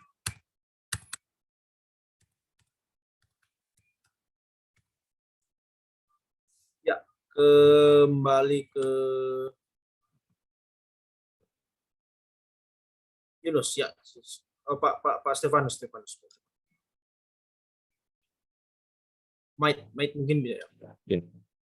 Tulisan dengan style tulisan bersambung adalah sosok yang berpikir dan bertindak secara sistematis. Mereka selalu berusaha mengikuti prosedur dan peraturan yang ada. Orang yang menyusun rencana terlebih dahulu sebelum bertindak. Tipe orang yang berpikir secara logis daripada mengikuti firasat atau perasaan. Hal yang menyenangkan dari mereka adalah kemampuannya untuk mensosialisasikan idenya dan mencari solusi berdasarkan logika. Aku banget itu, Coach. Oh gitu ya? Oke, sip. Ya, jadi teman-teman, kalau ya thank you Pak Stefan ya. Jadi kalau memang kita temukan orang-orang yang tulisan bersambung ya, saya juga untuk akhir-akhir ini sudah masuk ke sini ya. Waktu masih sekolah, saya masih ingat tuh, SMP sama SMA itu saya terpisah seperti itu. Nah, tapi seiring masuk kuliah itu sampai dewasa sekarang, saya sudah masuk di tulisan bersambung seperti ini. Nah, jadi memang kalau tulisan bersambung ini orangnya berpikir sistematis seperti itu. Jadi dia maunya dia harus sesuai aturan seperti itu. Jadi kalau sudah misalnya terschedule ya seperti itu, atau sistemnya harus A dulu baru B baru C seperti itu. Nah, jadi dia sesuai dengan prosedur. Jadi kalau nggak sesuai prosedur, seseorang itu dia bisa marah-marah seperti itu. Karena kerjanya orang ini harus sesuai SOP seperti itu. Nah, sekarang kalau orang yang seperti ini memang mereka itu perlu planning. Jadi mereka harus perencanaan dulu. Sebelum melakukan sesuatu harus ada perencanaan seperti itu. Jadi terkadang mereka ya namanya dipersiapkan seperti itu. Jadi dianggap repot-repot seperti itu. Nah, orang yang tulisan bersambung ini juga memang berpikir secara logis ya. Jadi mereka logika ya. Jadi dari mereka ini kemampuan mensosialisasikan ide dan mencari solusi berdasarkan logika. Nah, jadi kalau berpikir secara logika itu, mungkin kalau Stefanus mungkin Pak bilang mungkin saya tidak bersambung, tapi kenapa ada poin 3 ya? Pertanyaan seperti itu. Nah, jadi yang dimaksudkan Pak Stefanus ini poin 3 itu, jadi dalam grafologi kalau orang tulisan sambung itu memang mereka berdasarkan logis, jadi logika. Dan kalau tulisan yang posisinya tegak, seperti itu tegak, berarti itu orangnya logis. Jadi berdasarkan logika. Jadi sesuatu harus berdasarkan logika. Nah, nanti sebentar teman-teman dalam membuat sebuah penafsiran, nah kalau teman-teman menemukan, misalnya ada satu sampel, misalnya seseorang itu tulisannya bersambung seperti ini, terus posisi kemiringannya itu tegak. Nah, berarti kita sudah bisa Kita sudah bisa mengartikan bahwa seseorang ini penuh dengan logika. Karena tulisannya sudah bersambung, terus kemiringannya juga tegak seperti itu. Kalau Pak Stefanus kemiringannya gimana? Tegak ya? Maitnya. Nggak terlalu tegak, tapi saya juga ada campur dengan huruf yang pisah. Ada campur. Maksudnya Cuma kemiringan. mayoritas tadi saya. Kemiringan ada. Kemiringan tegak atau yang paling banyak mana? Kemiringan. Miring kiri Ya, atau tegak? Kemiringan ke kanan lah kalau kita tulis. Oh, ke kanan. Ada kemiringan ke kanan bersambung, tapi ada juga huruf yang terpisah, huruf cetak. Tapi itu kecil, persentasenya kecil. Iya. Berarti Pak Stefanus kemiringannya ke kanan tadi ya. Kalau secara tegak enggak ada ya? Enggak. Ya, oke. Nah, adapun hanya sedikit, mayoritasnya sedikit, persentasenya sedikit. Nah, ya sekarang maksud saya, jadi kalau teman-teman kebetulan bertemu dengan seseorangnya memang tulisannya tegak semua, terus dia tersambung semua. Berarti kita sudah bisa menafsirkan orang ini logikanya tinggi sekali seperti itu. Nah, kalau orangnya memang tingkat logikanya tinggi sekali seperti ini, berarti jangan mengajukan pernyataan bernuansa perasaan. Jadi kasusnya seperti ini. Misalnya atasan kita tulisannya bersambung seperti ini. Terus kemiringannya tegak semua. Berarti atasan kita itu logika banget. Jadi kalau dalam kasus seperti ini, misalnya atasan kita itu bertanya kenapa si Ani nggak masuk kerja seperti itu. Nah, berarti atasan kita itu kan logika tinggi. Nah, nanti temannya jawab anaknya sakit kan seperti itu. Nah, berarti pimpinan kita akan berpikir secara logika. Dia akan berpikir seperti ini. Loh, kan yang sakit anaknya, kenapa dia nggak masuk kerja? Seperti itu. Jadi antara logika dan perasaan itu kan dalam satu kasus itu akan nampak. Dia akan berpikir secara logika. Seperti itu. Nah, itu contoh aja. Nah, nanti kita akan bahas di teknik membuat laporan. Nah, ini cuman sekedar pengantar aja, teman-teman. Nah, sekarang teman-teman di tulisan kombinasi. Jadi tulisan kombinasi, jadi dia campuran terpisah dan yang lepas. Jadi terpisah itu lepas dan juga campuran yang bersambung. Jadi dia ada gabungan. Nah, ini sebuah contoh dari sampel tulisan yang ada terpisah atau terlepas, dan juga sebagian yang tersambung. Nah, itu disebut kombinasi atau gabungan. Nah, kita lihat gabungannya ini seperti ini. Oke. Ke Pak Yunus ya, silakan Pak Yunus. Ya. Penulis tulisan ini adalah pertama, sosok yang selalu kebingungan untuk menentukan peran-peran sosialnya dan juga kurang konsisten dalam proses berpikir. Hal ini juga berindikasi kuat bahwa penulis adalah orang yang tidak stabil secara mental dan emosinya. Sifat dan karakter tersebut terjadi bila kita menjumpai tulisan bersambung dan cetak dengan presentasi yang tidak seimbang. Yang kedua, agak berbeda jika kombinasi jenis tulisan cetak dan bersambung kita jumpai dalam presentasi yang sama banyak. Ini menggambarkan tipe penulis yang handal dalam berbagai bidang pekerjaan, karena ia mampu beradaptasi dan teguh dalam mempertahankan pendapatnya. Namun, ia kurang pandai mengatur waktu. Itu kelemahan dia. Yang ketiga, bisa tulisan tangan jenis ini ditulis dengan kecepatan yang cenderung cepat. Hal ini berindikasi bahwa penulis adalah orang yang efisien. Dalam memecahkan masalahnya, ia akan langsung ke akar permasalahan dan tidak suka bertele-tele. Ia juga adalah orang yang tidak suka basa-basi. Sudah, Coach. Oke, thank you Pak Yunus Makassar ya. Nah, teman-teman, Bapak Ibu, kalau tulisan dia kombinasi seperti ini, jadi kita perlu skill yang menganalisa ya. Nah, kalau dia kombinasi seperti ini, jadi terkadang kalau orang yang presentasinya ya, jadi jumlah tulisan sambung dan cetak itu tidak seimbang ya seperti itu. Jadi dia jumlahnya tidak. Jadi misalnya ada yang lebih banyak, jadi mungkin tersambung lebih banyak atau yang terpisah lebih banyak. Jadi dia tidak seimbang.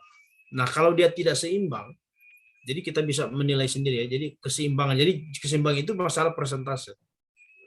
Jadi sosok ini akan kebingungan menentukan peran-peran sosial dan juga kurang konsisten dalam proses berpikir. Nah, itu kelemahannya dia. Nah, ini indikasi kuatnya bahwa dalam grafologi ini dideteksi bahwa orang seperti ini bisa jadi orang yang secara mental emosinya tidak stabil seperti itu. Kalau memang jumlah presentasinya tidak seimbang. Nah, coba teman-teman nanti menganalisa kasus di lapangan. Kalau misalnya menemui sampel tulisan dalam jumlah presentasi yang tidak seimbang, misalnya sambungannya lebih banyak seperti itu. Ini yang kombinasi, sambungannya lebih banyak atau yang terpisah lebih banyak seperti itu. Itu yang namanya tidak seimbang.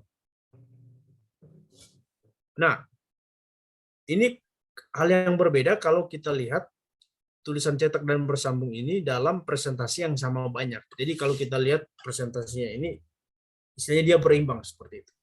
Nah, berarti pemilik tulisan tersebut dia cukup mahir dalam bidang berbagai pekerjaan. Berarti dikatakan ia mampu beradaptasi dan teguh dalam mempertahankan pendapat. Nah, berarti kalau kita lihat di sini dia cukup cukup multitasking bisa dikatakan ya. Jadi berbagai pekerjaan dia bisa handle. Nah, namun kelemahannya dia itu kurang pandai mengatur waktu. Nah, jadi biasanya orang seperti ini dia terima pekerjaan semua, tapi untuk manajemen waktu, nah dia lemah seperti itu. Jadi memang di semua pola penulisan teman-teman, dia ada plus minus ya. Jadi tidak ada satu pola penulisan yang perfect seperti itu. Jadi teman-teman perlu menguasai arti dari setiap traits, supaya kita bisa gampang menganalisa, ataupun kita ingin menggrafoterapi, merubah tulisan menjadi lebih baik seperti itu. Jadi memang dalam inner child juga, itu dijelaskan, jadi setiap tulisan itu kita bisa mendeteksi inner child. Jadi meskipun sebuah tulisan dikatakan positif, tapi tetap ada sisi inner child di dalam seperti itu. Nah, tulisan tangan jenis ini ditulis dengan kecepatan yang cenderung cepat. Kalau misalnya kita melihat bahwa diri kita ketika menulis itu cepat, atau mungkin kalau kita melihat cepat di sampel tulisan lain itu biasanya posisi titik di huruf I itu di sebelah kanan seperti itu. Jadi kalau dia nulis cepat itu biasanya memang tersambung seperti itu. Dan titiknya itu di sebelah kanan dari tiang seperti itu. Itu biasa kalau orang nulis cepat seperti itu. Tapi kalau memang setelah kita melihat ke dalam terus tulisannya memang bersambung dan ada juga yang terpisah, nah kita bisa melihat di sini bahwa dia adalah orang yang efisien seperti itu.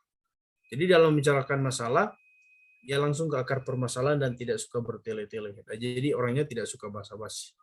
Nah, kita cek apakah tulisan kombinasi ini ditulis secara cepat. Jadi dengan perhatikan titik sebelah kanan seperti itu. Nah, itu teman-teman tulisan yang bersambung ya, kombinasi. Jadi tadi terakhir tulisan kombinasi. Nah, kita lihat sekarang jenis-jenis sambungan dalam tulisan bersambung. Jadi tadi sudah tulisan cetak terpisah, tulisan bersambung, dan tulisan kombinasi, gabungan keduanya. Nah, sekarang kita lihat jenis-jenis sambungan yang tulisan bersambung. Nah, nanti praktek di lapangan pasti kita akan menemui jenis-jenis sambungannya. Jenis-jenis sambungan di sini ada beberapa jenis. Pertama, jenis sambungan Garland. Jadi jenis sambungan Garland itu seperti apa ya? Jadi kita lihat contoh di tulisan seperti ini. Kita lihat secara sekilas dari jauh bahwa jenis sambungan di sini disebut Garland, artinya dia itu seperti mangkok ya. Jadi seperti mangkok atau gantungan hiasan. Jadi seperti mangkok atau gantungan hiasan. Jadi dia posisinya seperti gantungan kan. Jadi kalau gantungan berarti seperti ini gantungannya. Kalau gantungan bulat seperti ini. Bisa nangkep kan? Jadi posisi seperti mangkuk. Jadi mangkuk itu dari atas ke bawah lalu naik ke atas. Nah, itu seperti posisinya seperti itu. Kalau jadi sambungan garland. Coba kita lihat kalau kita masuk seperti itu atau tidak. Nah, nanti kalau kita menemui di kasus-kasus di lapangan, berarti kalau dia tersambung, jadi kalau dia tersambung semua dan modelnya seperti ini, berarti dia masuk garland. Kalau Anda tidak menemukan dia tidak bersambung, berarti tidak perlu dianalisa seperti ini. Jadi kita cuma menganalisa tulisan yang bersambung karena dia ada jenis-jenisnya. Nah, contohnya garland yang seperti ini. Jadi tulisan garland seperti ini berarti dia rela menerima pendapat orang lain. Nah, kenapa dia rela menerima pendapat orang lain? Ya, karena memang bentuknya seperti gelas kan, seperti itu, seperti mangkuk. Jadi dia menerima air yang datang seperti itu. Jadi orangnya fleksibel, terbuka dan mudah bergaul, jadi ramah, tidak suka persaingan karena mereka dapat kompromi dengan diri sendiri untuk memahami orang lain. Nah, jadi tulisannya seperti mangkok yang menerima air. Jadi mereka ini fleksibel ya. Jadi mereka tidak suka persaingan, jadi mereka bisa memahami orang lain seperti itu. Nah, terkadang jenis tulisan ini memang cenderung dibuat lebih lamban ya. Jadi mereka nulisnya pelan. Gitu. Karena dari pemilik tulisan sendiri lebih menyukai cara halus seperti itu. Dan selalu mencoba menghindari konflik. Nah, nanti dicek apakah Anda masuk sini atau mungkin kasus-kasus di lapangan ada jenis sampel tulisan seperti ini. Jadi mereka seperti berbentuk seperti tempayan ya, ada wadah, jadi mereka menerima wadah, itu tandanya mereka menerima pendapat orang lain. Ini jenis tulisan garland. Jadi khusus tulisan bersambung disebut tulisan garland, jadi sambungan garland. Karena kalau dari jenis sambungan kita lihat kan berbeda-beda ya. Nah, sekarang kita cek jadi sambungan arcade. Nah, kalau sambungan arcade ini agak berbeda dengan yang tadi. Kalau yang tadi, dia bentuknya seperti ini, dari atas dia ke bawah. Kalau arcade, bentuknya seperti payung, kebalikannya. Nah, jadi kalau dia arcade seperti ini. Jadi seperti payung, kita bayangkan kan payung, teman-teman. Nah, kalau dia seperti payung, arcade, jadi coba nanti dilihat kasus-kasus di lapangan kalau ada sambungan seperti ini, mirip-mirip payung ya. Jadi dia menutup dari atas ke bawah.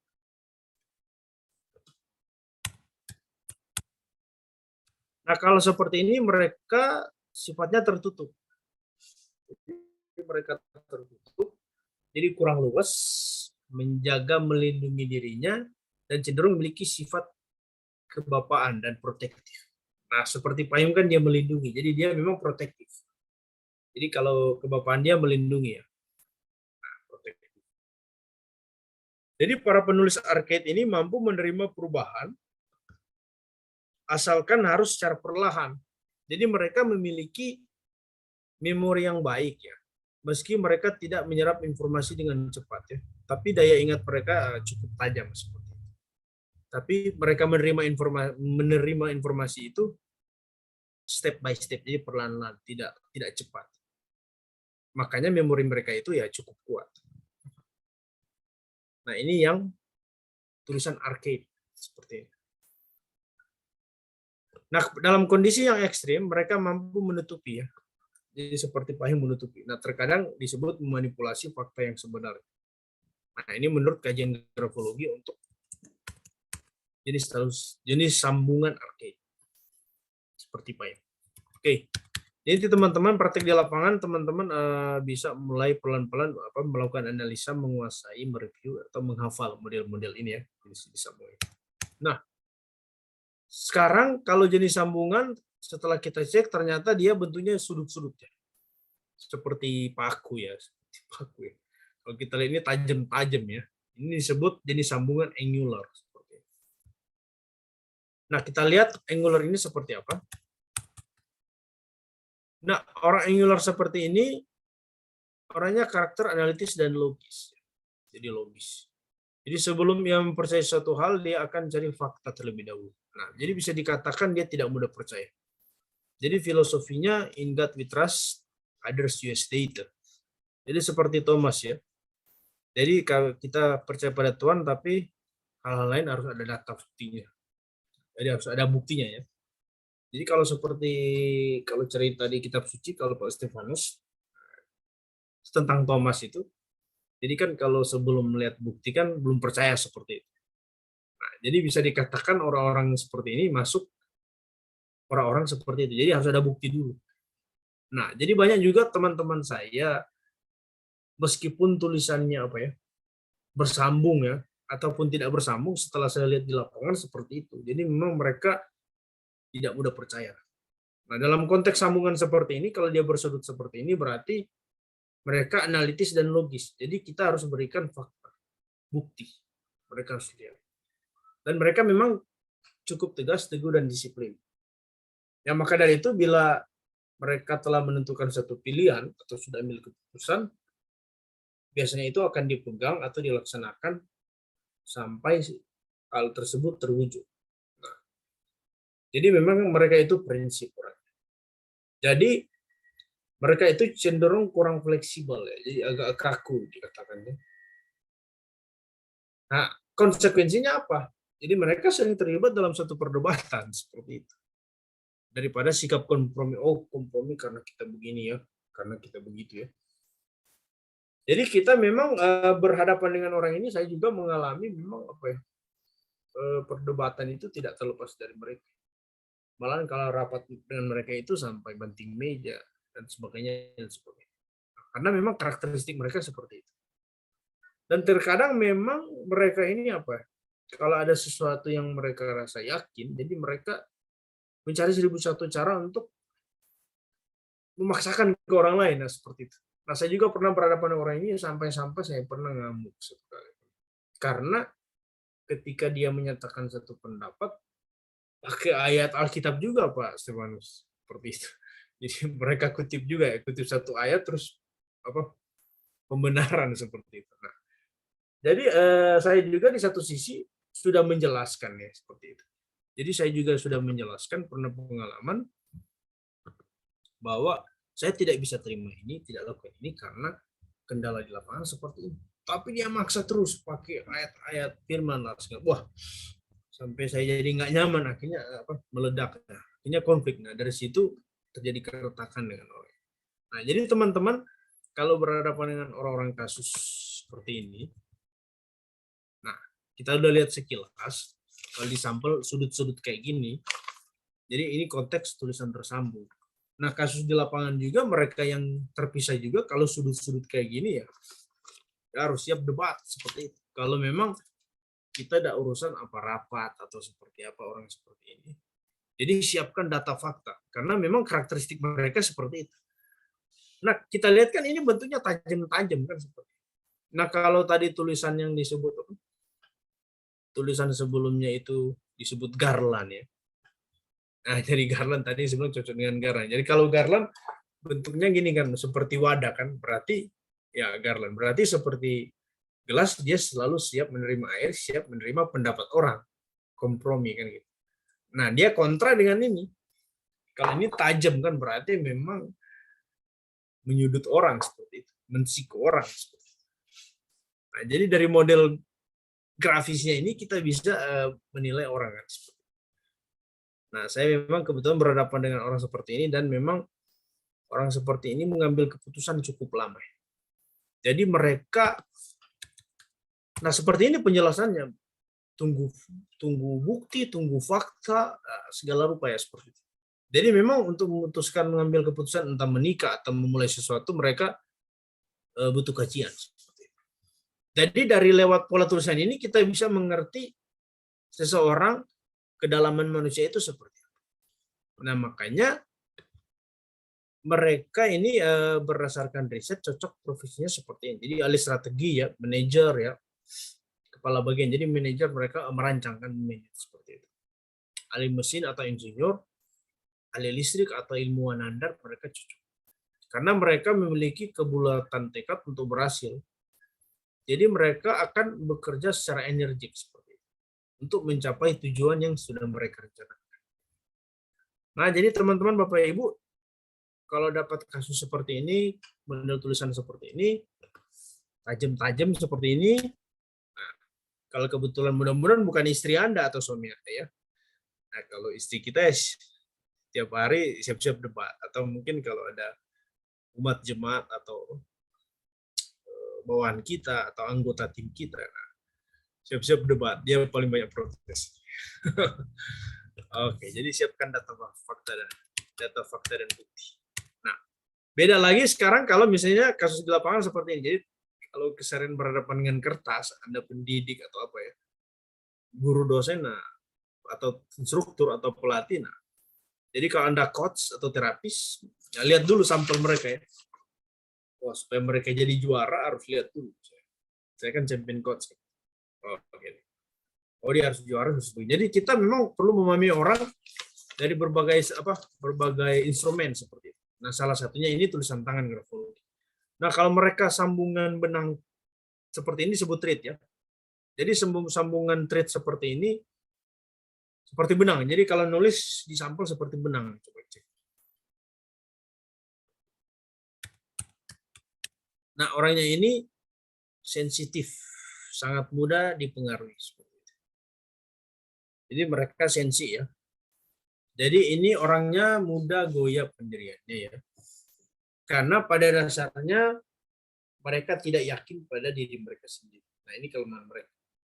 Tapi plusnya mereka cocok jadi guru dan pekerja sosial karena mereka lebih mementingkan apresiasi. Jadi penghargaan seperti piagam penghargaan. Jadi dalam artian apa ya? Apresiasi ya, pujian lah seperti itu. Pengakuan ya, daripada materi seperti itu. Jadi bagi mereka materi itu ya nomor 2 lah, tapi yang pertama itu penghargaan atau pujian seperti itu. Jadi pengakuan ya dari orang lain. Jadi kalau kita lihat misalnya orang di samping kita, tim kita seperti ini ya, berarti lebih banyak memberikan pengakuan atau pujian daripada diberikan misalnya uang tunai seperti itu. Atau diberikan hadiah dalam bentuk barang. Jadi ketika kita memberikan aja pujian pengakuan pada mereka, ya, mereka akan nyaman di bagian dari tim kita. Jadi kalau Anda leader ya, kuasai manusia dengan teknik ini. Nah, di sini kecepatan menulis dalam tulisan ini identik dengan tingkat kecerdasan tinggi bahkan jenius. Tapi bila tulisannya tidak mampu dibaca oleh orang lain, kemungkinan dia mengalami kesulitan dalam mengkomunikasikan kecerdasan.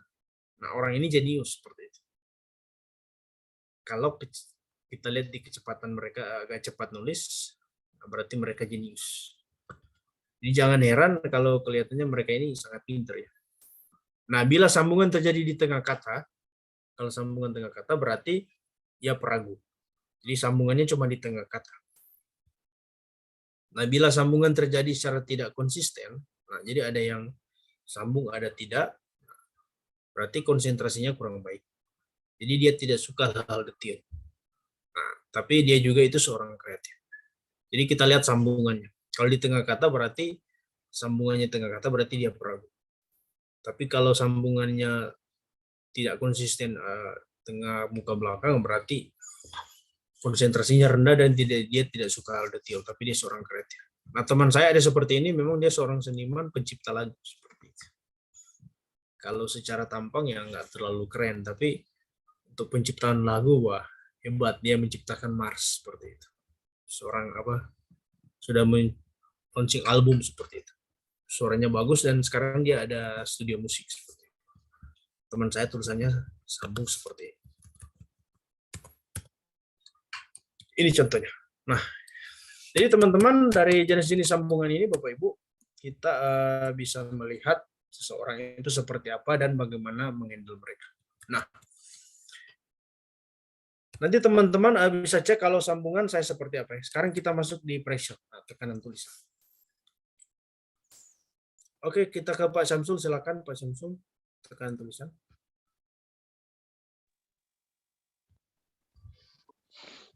Baiklah, pressure atau tekanan tulisan. Tekanan dalam tulisan sering pula disebut sebagai kedalaman tulisan. Tekanan tulisan memberi petunjuk atas rahasia mengenai seberapa besar energi atau daya yang dikerahkan si penulis saat membuat goresan. Pada beberapa kasus, tekanan tulisan bisa juga mengalami perubahan. Bagi seseorang yang menganalisis tulisan tangan, tekanan sebuah tulisan dapat diraba pada permukaan tulisan atau bisa juga di balik kertas. Tekanan dalam sebuah tulisan akan membuka misteri sebagai mengenai 4 hal. Pertama, si penulis dapat diketahui tingkat energi dan kondisi mentalnya. Kedua, kedalaman memori perasaan penulis. Hal ini karena ada korelasi tekanan tulisan terhadap pengalaman emosi yang dialami penulis. Ketiga, dampak yang timbul atas memori perasaan yang terjadi pada diri penulis. Karena perilaku penulis saat ini dipengaruhi oleh pengalaman masa lalunya. Dan keempat, ketajaman panca indera penulis. Sekian.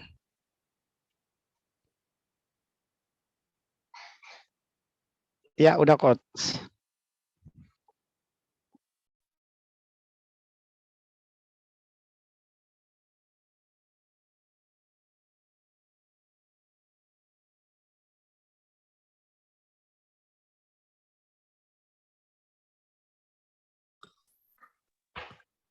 Ya, oke. Ya. Pak Syamsul ya. Jadi teman-teman tekanan tulisan ini, jadi kita bisa lihat di sini bahwa tekanan ini memang kedalaman ya. Jadi kedalaman tulisan.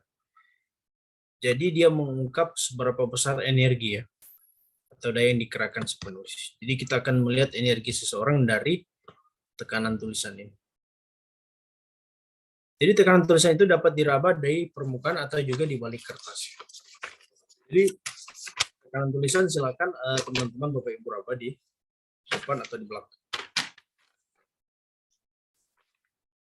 Nah, tekanan tulisan ini bisa mengungkap sebuah misteri ya. Jadi 4 poin yang kita ungkap. Jadi pertama energi tadi sudah disebutkan, energi dan kondisi mental. Nah, kedua kedalaman memori perasaan penulis. Jadi pengalaman emosi yang dialami penulis kita bisa ketahui ya dari tekanan ini. Nah, ketiga dampak yang timbul atas memori perasaan yang terjadi pada diri penulis ya. Karena perilaku penulis yang saat ini ya, keadaan saat ini dipengaruhi oleh pengalaman masa lalu. Dan keempat, ketajaman panca indera penulis.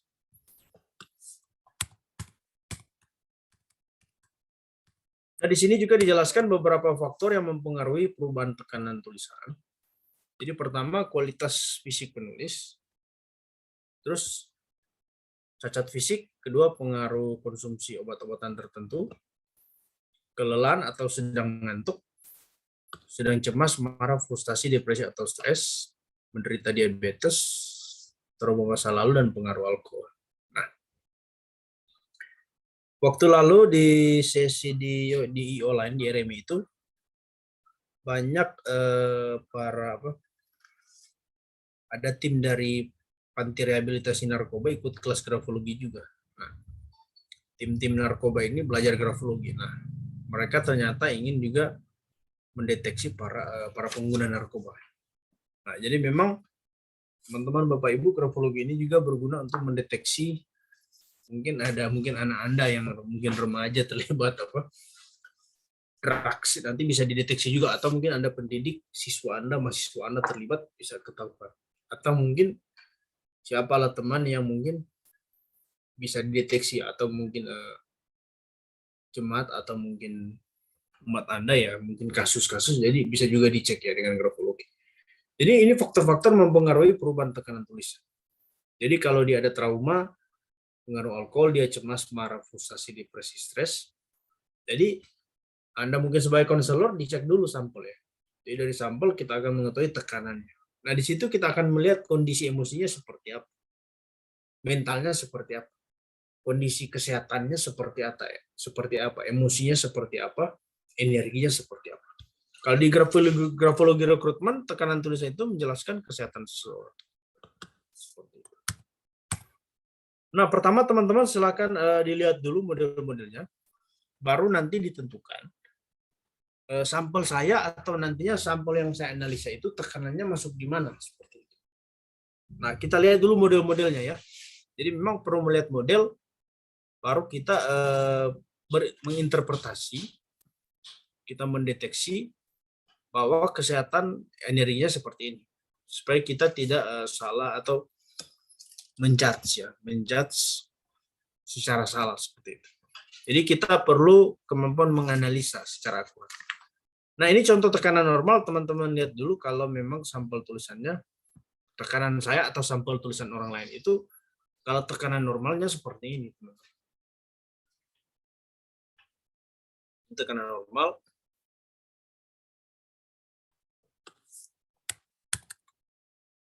Nah, kalau dia tekanan berat, dia sudah seperti ini modelnya, ketebalan tintanya seperti ini. Coba dicek di sampel yang Bapak Ibu pegang sekarang. Apakah tekanannya berat seperti ini? Silakan dicek. Atau dia sangat berat seperti ini.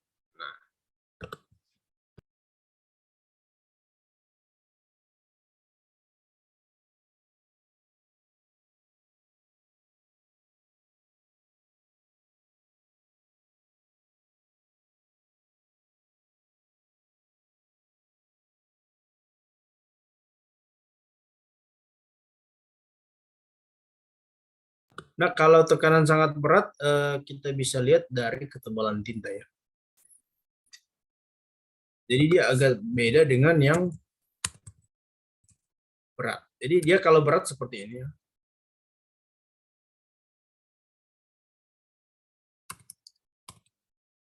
Sangat berat seperti ini. Jadi lebih apa ya? Lebih tebal ya. Dan kita juga bisa raba tekanan. Nanti sebentar akan dijelaskan. Artinya cara mendeteksinya akan dijelaskan. Sekarang dilihat dulu secara visual. Nah, sekarang kalau dia tekanan ringan. Jadi ringan dia kalau kita raba saja, apapun kita lihat agak berbeda ya. Jadi dia dari penekanannya itu tidak terlalu tebal ya.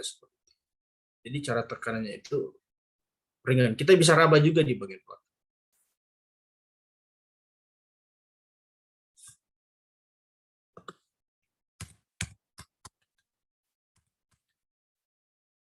Kalau sangat ringan seperti ini. Jadi kalau dia tekanan sangat ringan dia seperti ini.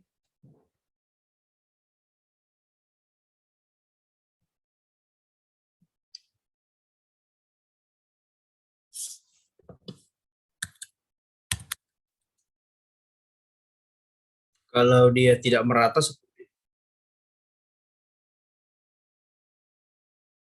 Nah, berarti dia tekanannya itu campuran dari yang tadi ya. Jadi ada berat, sangat berat, tekanan normal, ringan, sangat ringan. Nah, jadi dia campuran. Oke, jadi teman-teman bisa lihat di tekanannya, saya ini maksudnya di mana ya? Oke, jadi teman-teman penjelasan ini dia cukup banyak ya. Nanti kita akan mulai bedah satu-satu. Kita percepat karena udah mau masuk jam sholat ya. Teman muslim nanti juga teman-teman bisa istirahat ya.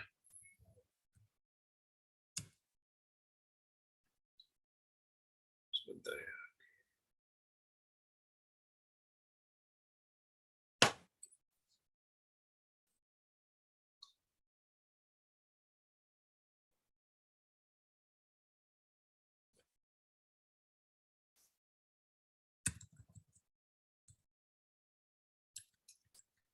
Oke, nanti teman-teman tentukan ya. Jadi kalau tekanan normal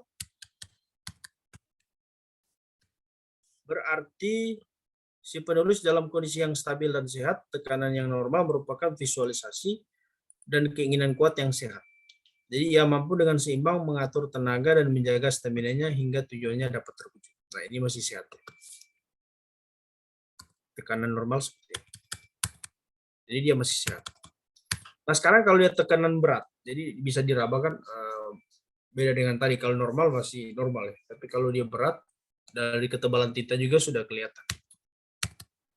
Jadi bila Anda merasakan permukaan yang kasar, tulisan ini termasuk tekanan berat dan penulis selalu memiliki cadangan energi yang cukup besar. Jadi saat melakukan kegiatan-kegiatan. Dan penulis ini cenderung agresif, bersemangat, aktif, dan energik. Jadi umumnya penulis ini adalah orang yang dinamis dan mampu menghadapi tantangan. Jadi sebaliknya mereka juga cenderung keras kepala dan memiliki pemikiran yang mudah depresi atau buruk, tekanan berat. Jadi mereka juga tidak dapat dengan mudah memaafkan atau melupakan. Nah, ini pendendam. Jadi memiliki kepekaan terhadap panca inderanya bisa saja terjadi dengan mencium bau tertentu akan memicunya kembali teringat akan peristiwa lampau yang pernah terjadi. Seperti itu. Nah, jadi ini tekanan yang berat ya, tekanan berat seperti ini. Jadi mereka agak ya bisa dikatakan pendendam, tidak mudah ya, tidak mudah melupakan atau memaafkan. Nah, jadi ada aroma tertentu bisa memicu seperti itu. Jadi mereka untuk cadangan energinya cukup besar ya. Jadi bisa dikatakan agresif, semangat, aktif, dan energik. Ya. Dan mereka dinamis dan mampu menghadapi tantangan. Oke. Sekarang tekanan sangat berat. Jadi teman-teman, Bapak Ibu, kalau tekanan sangat berat, contohnya seperti ini, jadi lebih berat dari yang tadi ya. Jadi kalau tekanan sangat berat, berarti mereka karakternya agak berbeda dengan sebelumnya. Nah, kalau kita mau raba ya, coba kita raba. Jadi di permukaannya itu tekanan sangat berat itu agak kasar ya. Nah, ini tekanan mereka memang sangat berat. Jadi mereka kalau ketika menulis mampu membuat bekas ya, tembus. Sehingga pengaruhnya terasa di balik kertas. Oh, sepertinya memang membekas kalau kita raba. Jadi merupakan tipe orang yang pendiam karena kemampuannya untuk menahan keinginan dalam mengekspresikan dirinya. Jadi dalam diri orang ini ada tanda-tanda frustasi dan ketakutan. Jadi kita bisa lihat, jadi kalau mereka udah seperti ini berarti ada ketakutan, frustasi. Tidak menutup kemungkinan ia dapat melakukan tindakan kekerasan. Bahkan mungkin sampai ke tahap brutal. Jadi ini tipe orang yang kritis, mudah tersinggung dan keras kepala. Nah, jadi kalau orang seperti ini, ketika dia menulis ini, jadi membuat bekas. Seperti tembus ya, kalau dia menulis bisa seperti tembus, ada bekas. Jadi mereka ini kita sudah bisa lihat, jadi bisa ketawa brutal kalau mereka mengalami kemarahan ya, tersinggung, seperti itu. Saya juga dulu waktu kuliah sempat masuk area ini. Tapi untung setelah belajar grafologi, setelah di grafoterapi, pelan-pelan bisa berubah seperti itu.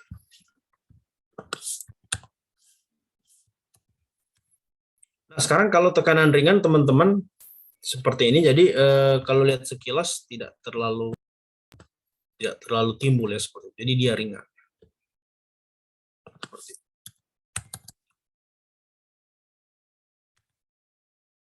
Nah, kalau kita meraba ya dengan mata telanjang, kalau tekanan ringan seperti ini, kalau kita raba di bagian belakang, jadi sepertinya ini kertas kosong atau ada tekanan ya, seperti itu. Jadi kita lurus dulu aja. Jadi nanti diraba di bagian belakang atau depannya. Sepertinya tidak ada tekanannya. Jadi kita seperti meraba kertas kosong. Jadi ketekanannya ringan. Jadi kita lihat orang ini kondisinya seperti apa ya. Kalau memang dia sedang sakit berarti tenaga pun menulis lemah ya. Berarti analisanya tidak dihitung seperti itu kalau dia sedang sakit. Tapi kalau dia keadaan normal-normal saja, nah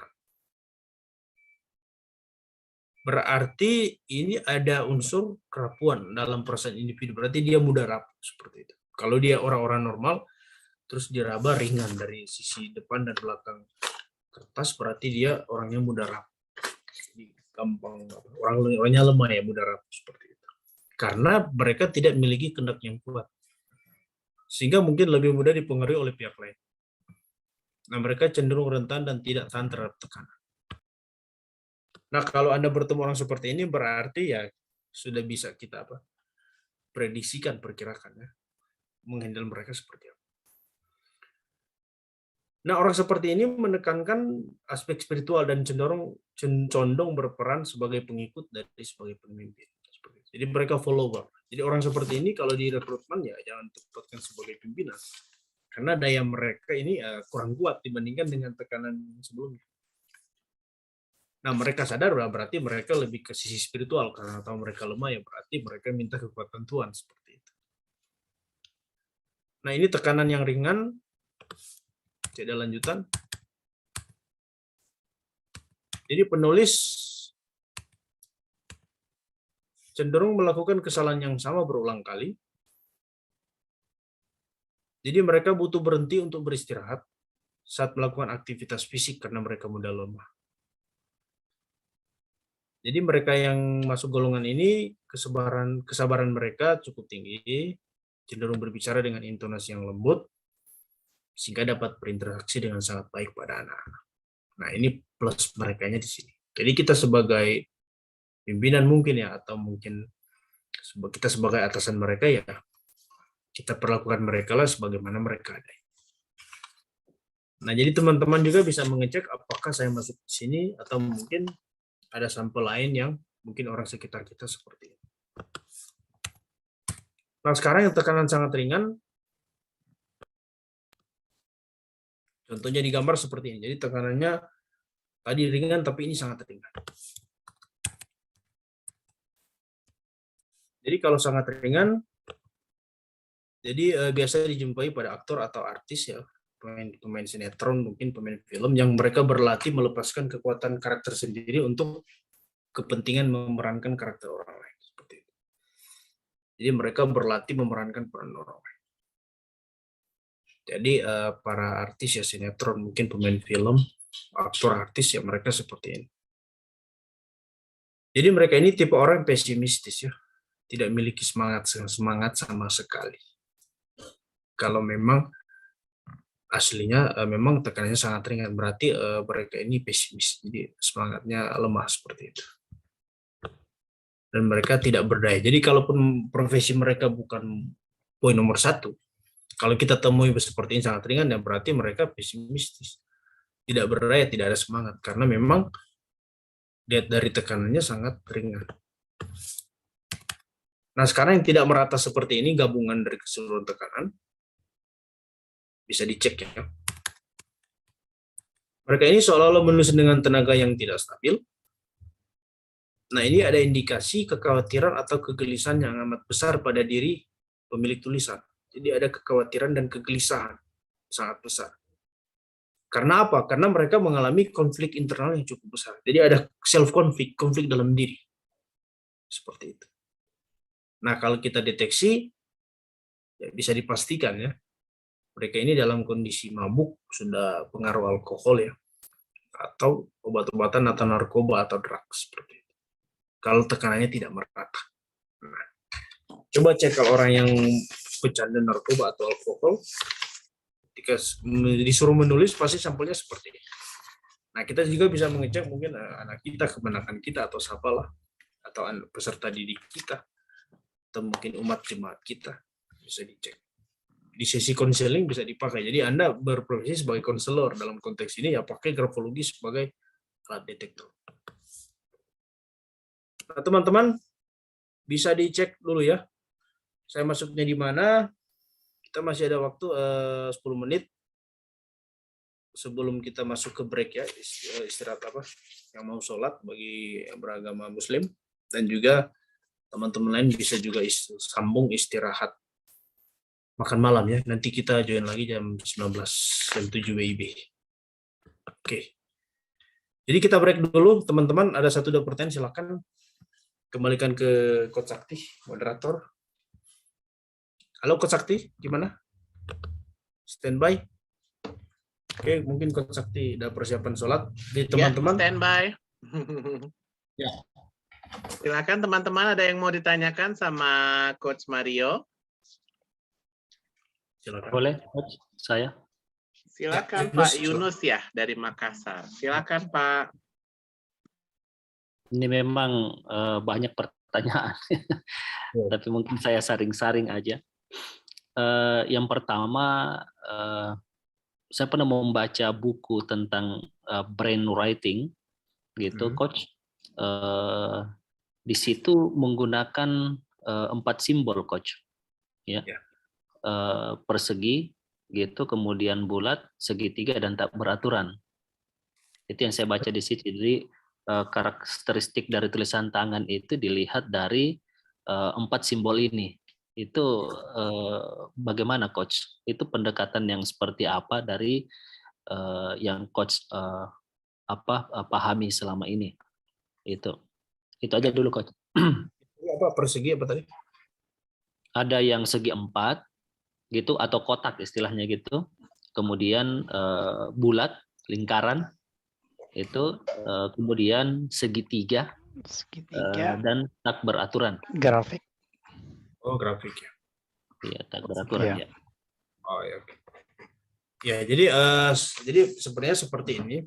Jadi itu dalam grafis. Jadi dalam konteks grafis. Jadi memang istilah psikologi ini jadi disebut psikogeometrik seperti itu ya. Jadi sebenarnya ini 5 bentuk ya tadi ya. Disebutkan tadi 5 bentuk. Jadi dia persegi. Itu di buku apa namanya? Pak Yunus. Oh, Might ini.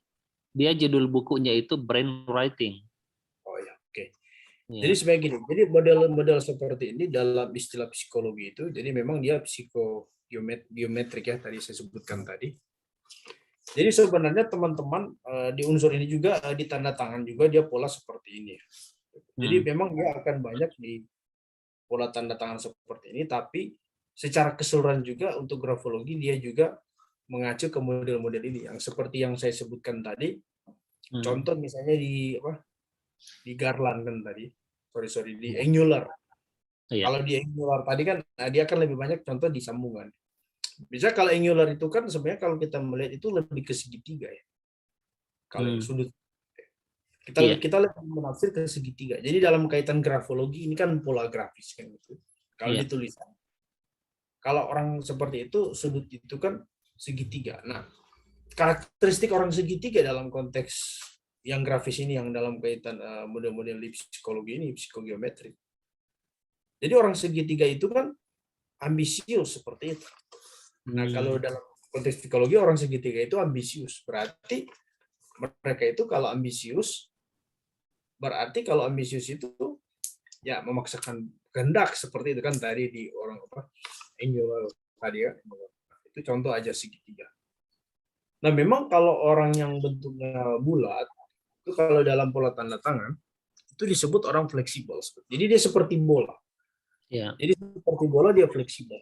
Jadi kalau ketemu dengan orang yang pola tanda tangannya agak bulat, bundar seperti itu, jadi mereka agak lebih gampang, lebih fleksibel seperti itu.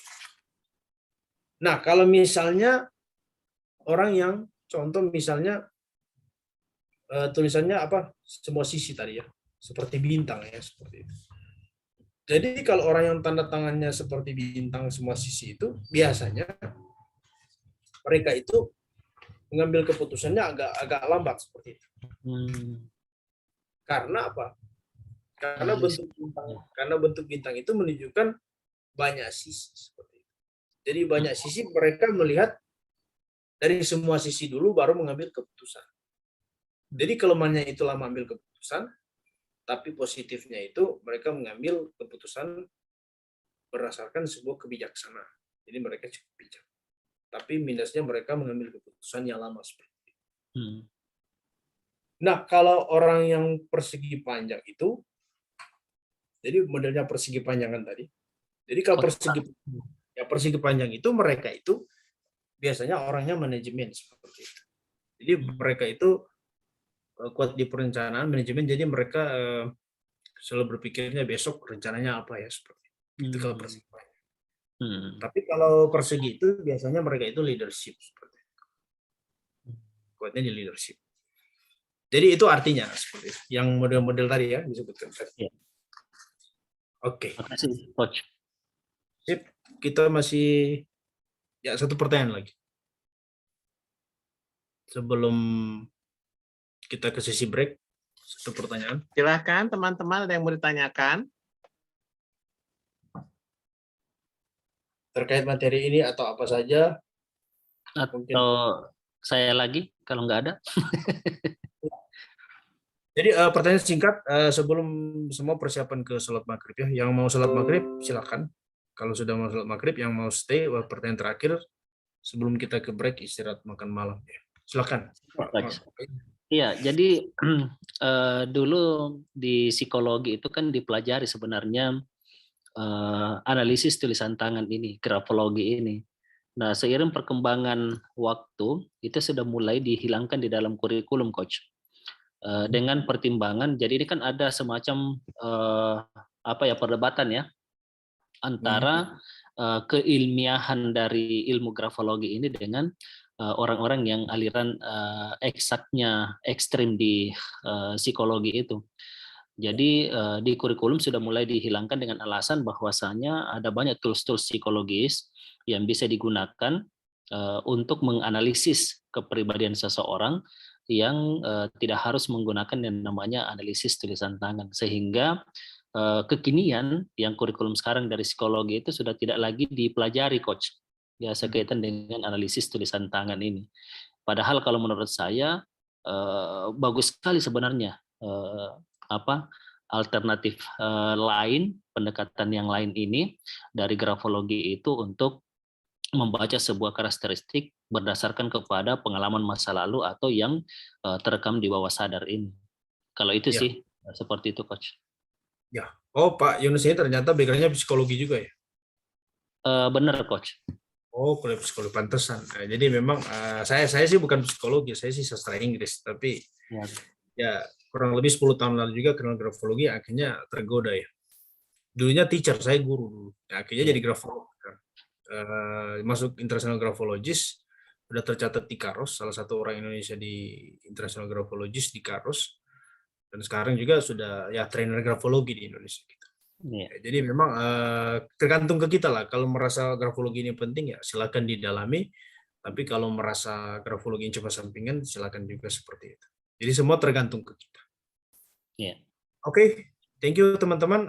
Kita ke istirahat sholat dulu ya. Sholat maghrib ke istirahat makan malam. Coach Sakti gimana?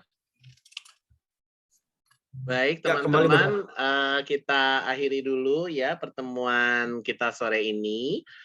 Kita mulai lagi nanti pukul 19 WIB ya, Coach Mario ya? Ya betul ya. Ya, kita istirahat dulu, sholat maghrib, makan malam di rumah masing-masing ya. Kalau di rumah Coach Mario lumayan jauh, saya di Manado.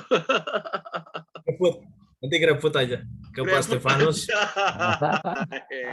Mantap. Nanti order dari mana ya? Rawamangun ya, Rawamangun. Iya, Rawamangun, Jakarta Timur. Orang tahu tempat saya itu UNJ ya, Universitas Negeri Jakarta. Oh, UNJ. Oh, ya, tetangga beda RW. Oke, kita foto dulu boleh ya? Oke. Ya. Foto lagi. Iya, yang penting kita banyak. Foto sesi dong. Gimana gayanya, Coach? Oh, gitu. Oke. Kayaknya sederhana aja sambil terserah mau siap sholat atau siap makan gini aja. Karena nanti persiapan sholat sama persiapan senyum bahasa Jawanya satu apa sih? Siji. 1, 2, 3, siji. Oke, terima kasih Coach Mario. Oke, makasih. Yunus, Stefanus, Jumpa lagi jam 7. Ya. Izin break dulu ya. Assalamualaikum. Tetap stay di sini, Coach. Ya, terserah kita kayaknya lockout. Coach Sakti, link Zoom-nya masih sama ya? Oh enggak, nanti ini ditutup dulu. Nanti saya buka lagi link Zoom yang jam pukul 19 yang baru ya. Oke. Kita keluar dulu Zoom dulu ya. Siap makan dulu, sholat. Ya, baik, Mami.